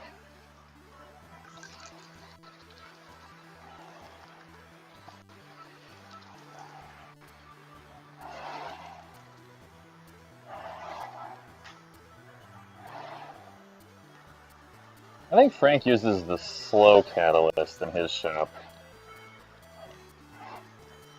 So you've got all the working time for this. Because he gel coats everything, and since the gel coat is a 16-hour cure time, there's really no reason to use a faster epoxy. I always get the fast because I don't always gel coat stuff. In fact, most of the time I don't. So, I like being able to go fast. Or at least as fast as stuff will let me.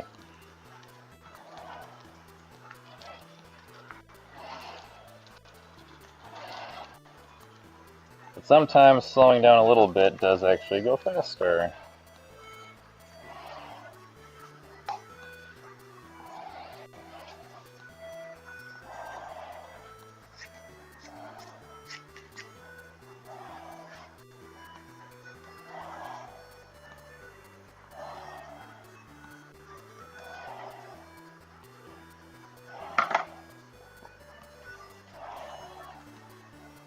Okay.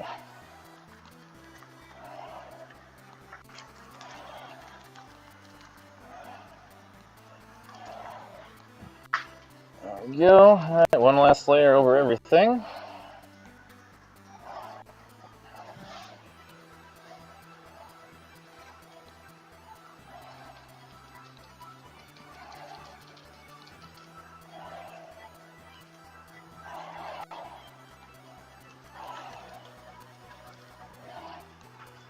And according to Frank, fiberglass is strongest when you have the largest pieces. So he likes to try and that's why we do most of what we do in the shop with these bigger parts, these bigger strips. So the goal is to only use the largest piece you can get away with and only go smaller when you have to.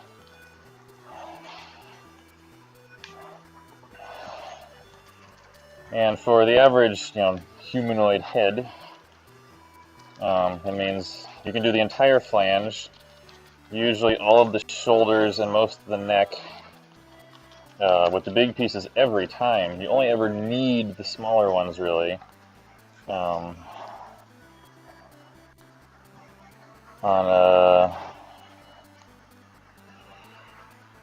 Like the face, basically. That's about it. Occasionally the front corner of the shoulder you kind of need to.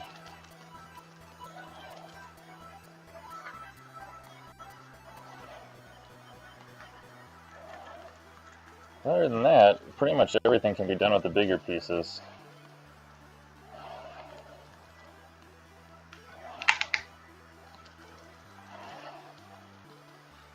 So I'm actually going to cut some more of those right now.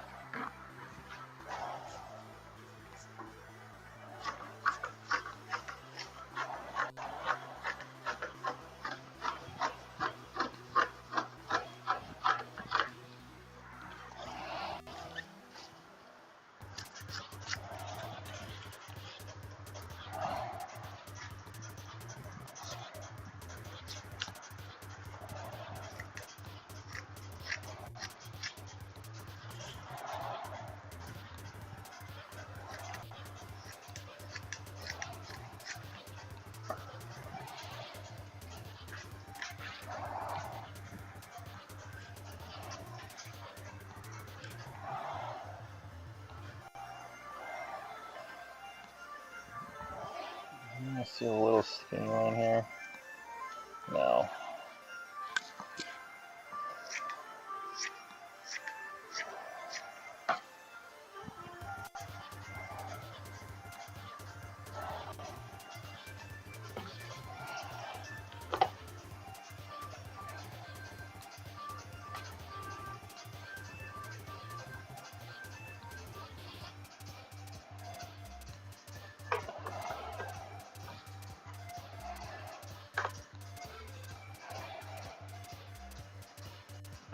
One thing I do need to do, or should do, oops, that's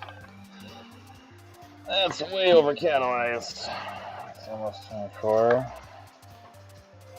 That's actually double.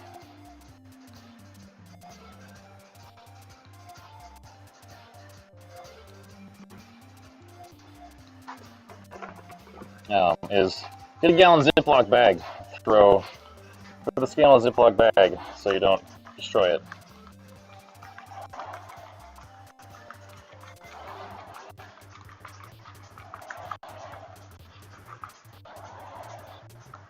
Frank recently relented and bought a whole bunch of digital scales for the shop.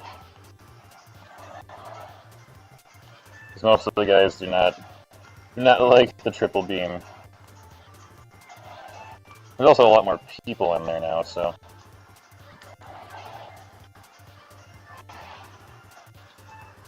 Whoops. Now, the strongest way for fiberglass, again, is to always have only enough resin to make the glass have no air. You want it to not look wet, but just be wetted out. This is what it's called when it is has sufficient material in it that it doesn't look white anymore. I tend to not do that on the last layer, because again, I'm slush casting most of these, which means they're running through my hands. I like to do the final layer actually pretty wet, because it makes it smooth, and it doesn't destroy my gloves that way. And that is the only reason. It's silly, but that's why.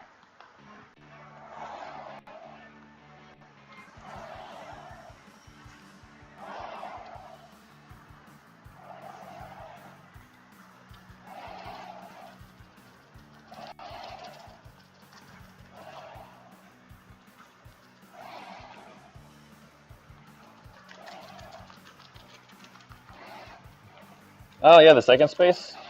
Yeah, he rented a small one back across where he used to be. They're still getting settled over there.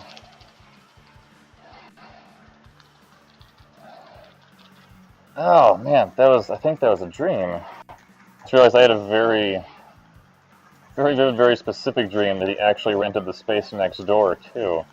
I realized I don't think that's happened. I think I dreamed that.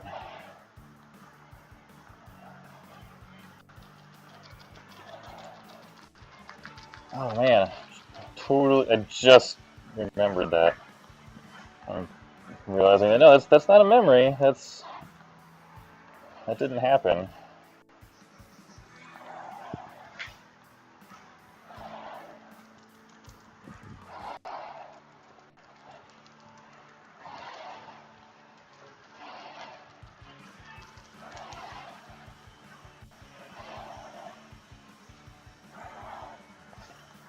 I like to do extra sometimes, more than needed, on stuff like corners, so that I don't have to worry about it, and to make sure it's really, really strong so I can abuse it later.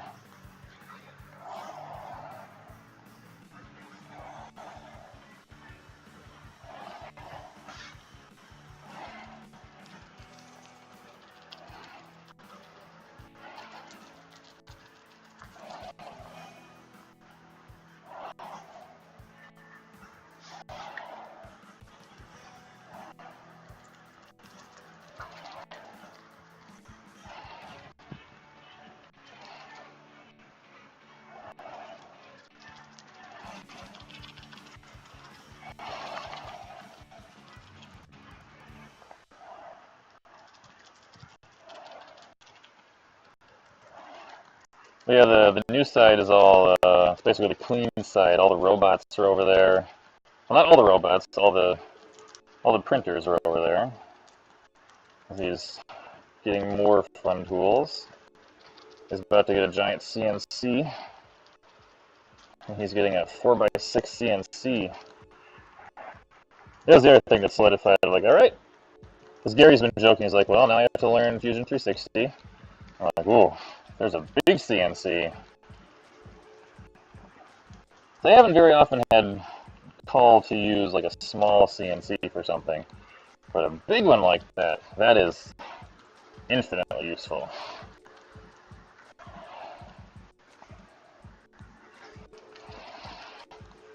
So yeah, I've been like, ooh, that sounds great.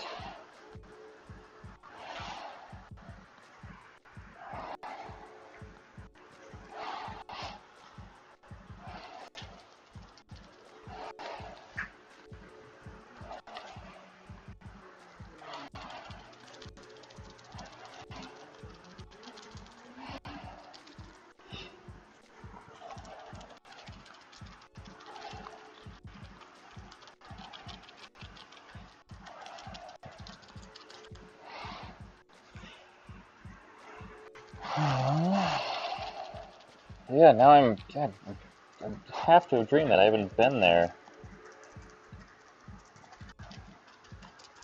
I did not go over there for anything, so I have to have dreamed that extra space. That's really funny.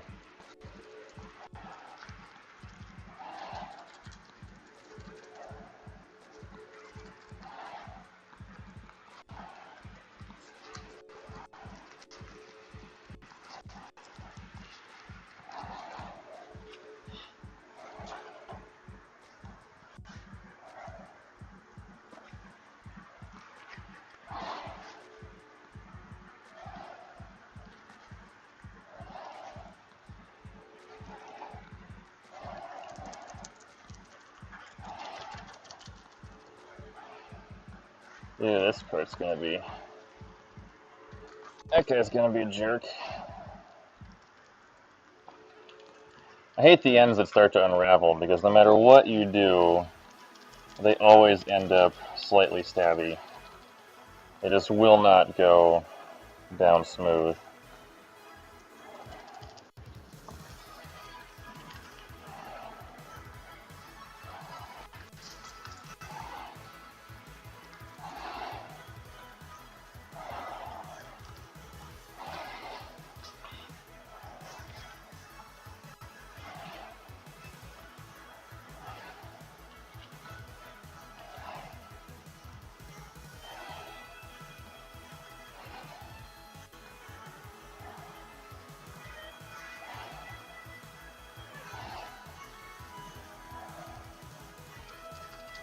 I used to think that fiberglass matte actually went over compound curves and stuff better. Fiberglass matte is made out of randomly... It's not woven glass fibers. It's randomly accumulated stuff. And I've read, or I've heard, well, read somewhere, that the randomness makes it stronger than cloth. That's been disputed for me by several people, including Frank. But I used to think that it went over compound curves better, because the matte, if you poke at it enough, it starts to break down. So it'll literally just like break apart to go over stuff. But I've since learned with using more cloth that cloth, because it's actually cloth, has a stretch to it already. And depending on the weave of the cloth, like I was saying, there is some stuff that is just really, really bendy. It's almost like spandex in fiberglass form.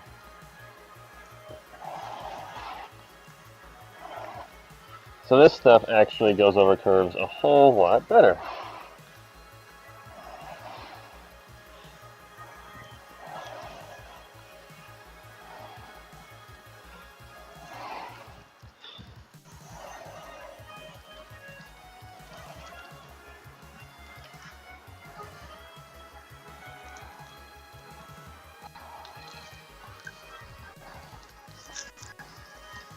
Frank also claims that the glue that holds fiberglass mat together is only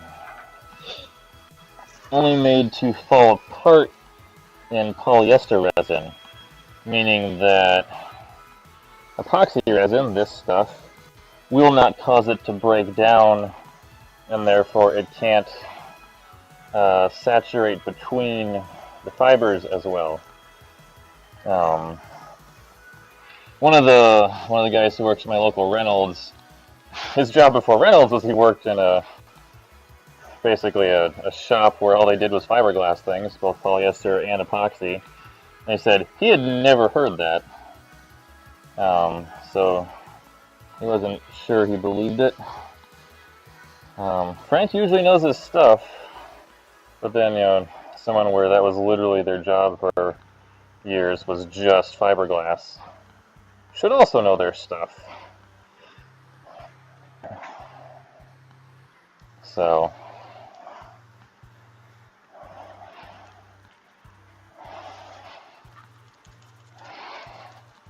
I may have done this area already. It's getting one more.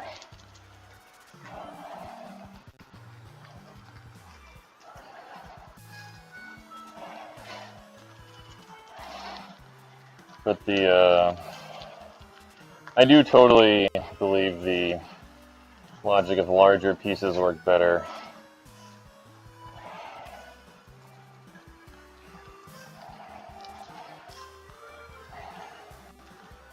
Oh, don't you die on me right now, brush. Literally seconds away.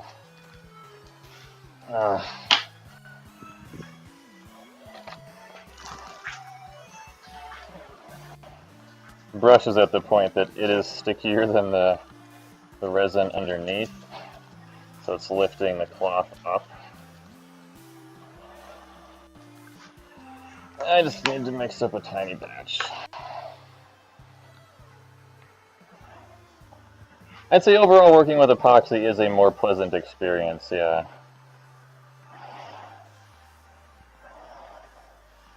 Kind of the best of both worlds is, I think, UV polyester resin. That stuff's pretty cool. It's formulated where it will... You can use MEKP, the catalyst, or you can just stick it in sunshine. And it has almost no smell, which is really nice.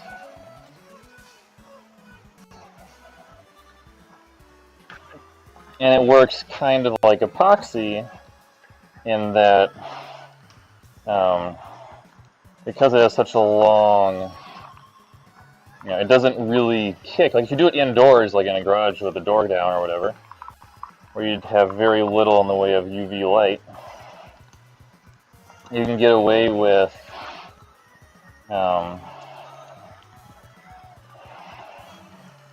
you can basically do most of your layers. It's the same color. You just have to be careful. You can't go too thick with it. Like one of the things I learned is you can't use it for a gel coat, because if you fill it full of fillers, it becomes opaque, and the sunshine won't get through to activate it. You can't activate it with MEKP just like regular polyester resin. But it's cool that you can do like 3 or 4 layers like this as long as there's no filler in it. And in a place like Los Angeles where it's usually sunny, you can take it outside in the sun, and if it's like a bright sunny 70+ degree day, it'll be hard in like 10 minutes. I did one mold with it once where took it outside and it literally started to smoke. It kicked so fast. But it's really cool stuff, and again, it has basically no smell. It's the most expensive of the 3 options, though.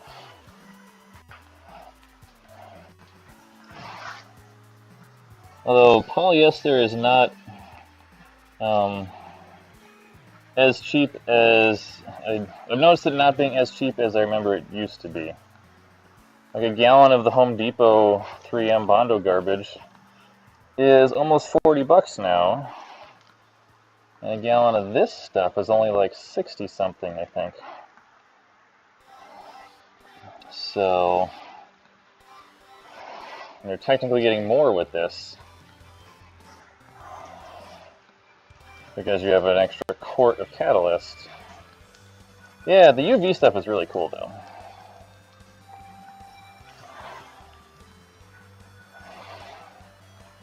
Like I said, I only used it once.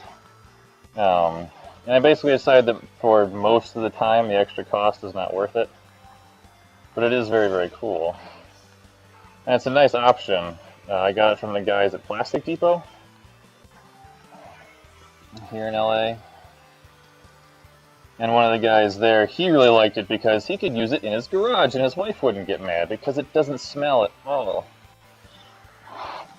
And the woman who works there, she likes it because she can sit there and take her time and just poke at something for hours until everything is exactly right.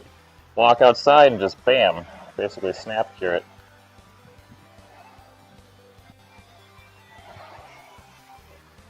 Alrighty, this guy gets to sit for, I did the gel coat at 9, so 12 hours would be 9 a.m. plus another 6 would be, what is that, 3 in the afternoon? 3 in the afternoon it'll be done. It's pretty warm.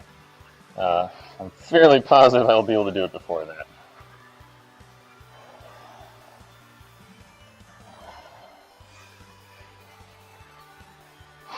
UV adhesive kits? Oh, I have not. I've heard of them. I've had them. I had braces, so that's the glue they use for putting braces on your teeth is the UV stuff. Harrison, Open Props, he was telling me one of the guys in his shop was needed to get some dental work done and didn't have the money or insurance, so he was going to buy some of that resin and just do it all himself. They talked him out of it, which is good.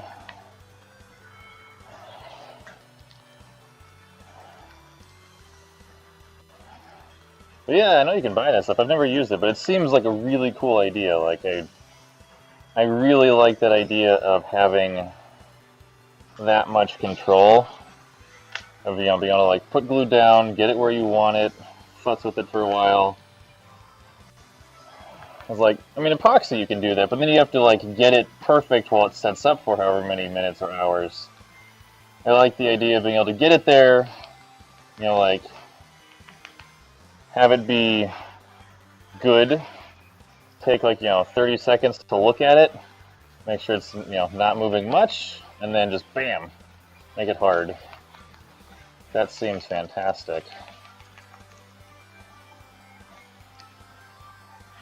And then not have to worry about, is it going to move on you when you're not looking?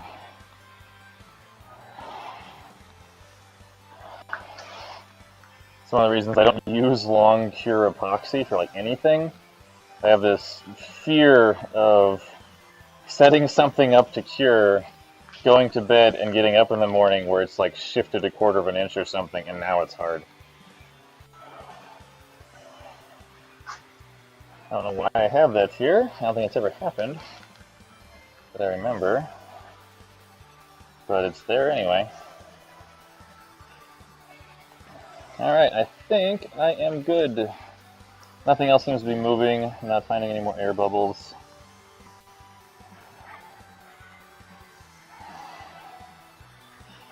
So I think we're all set.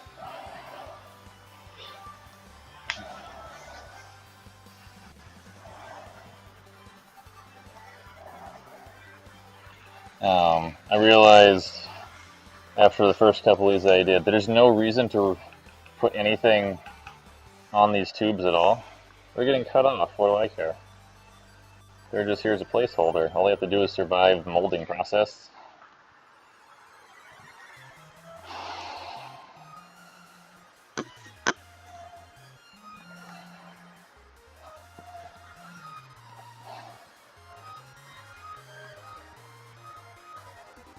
I mean, technically this one kind of needs to come out.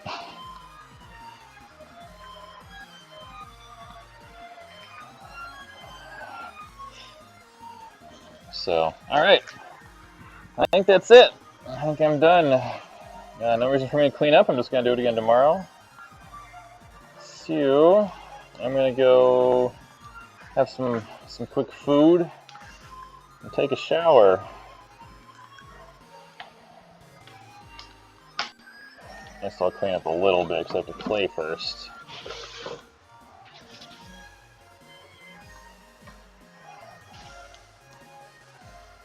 Just toss all that over there. Cool! Alrighty.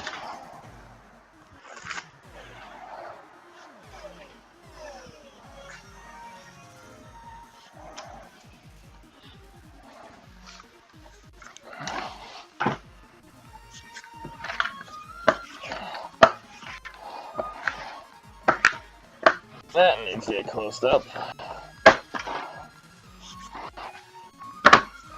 There we go.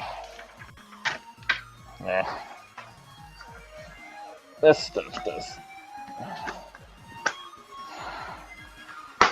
Alright, I will be back at work on something tomorrow. I still gotta sand the actual master. The actual master's not in here. This is the original master, which is going to be garbage now. The new remaster one is sitting across the room. Okay, there we go. You guys just gotta hang out. So I will say goodnight. Thanks for keeping me company, Vex. I appreciate it. And until next time.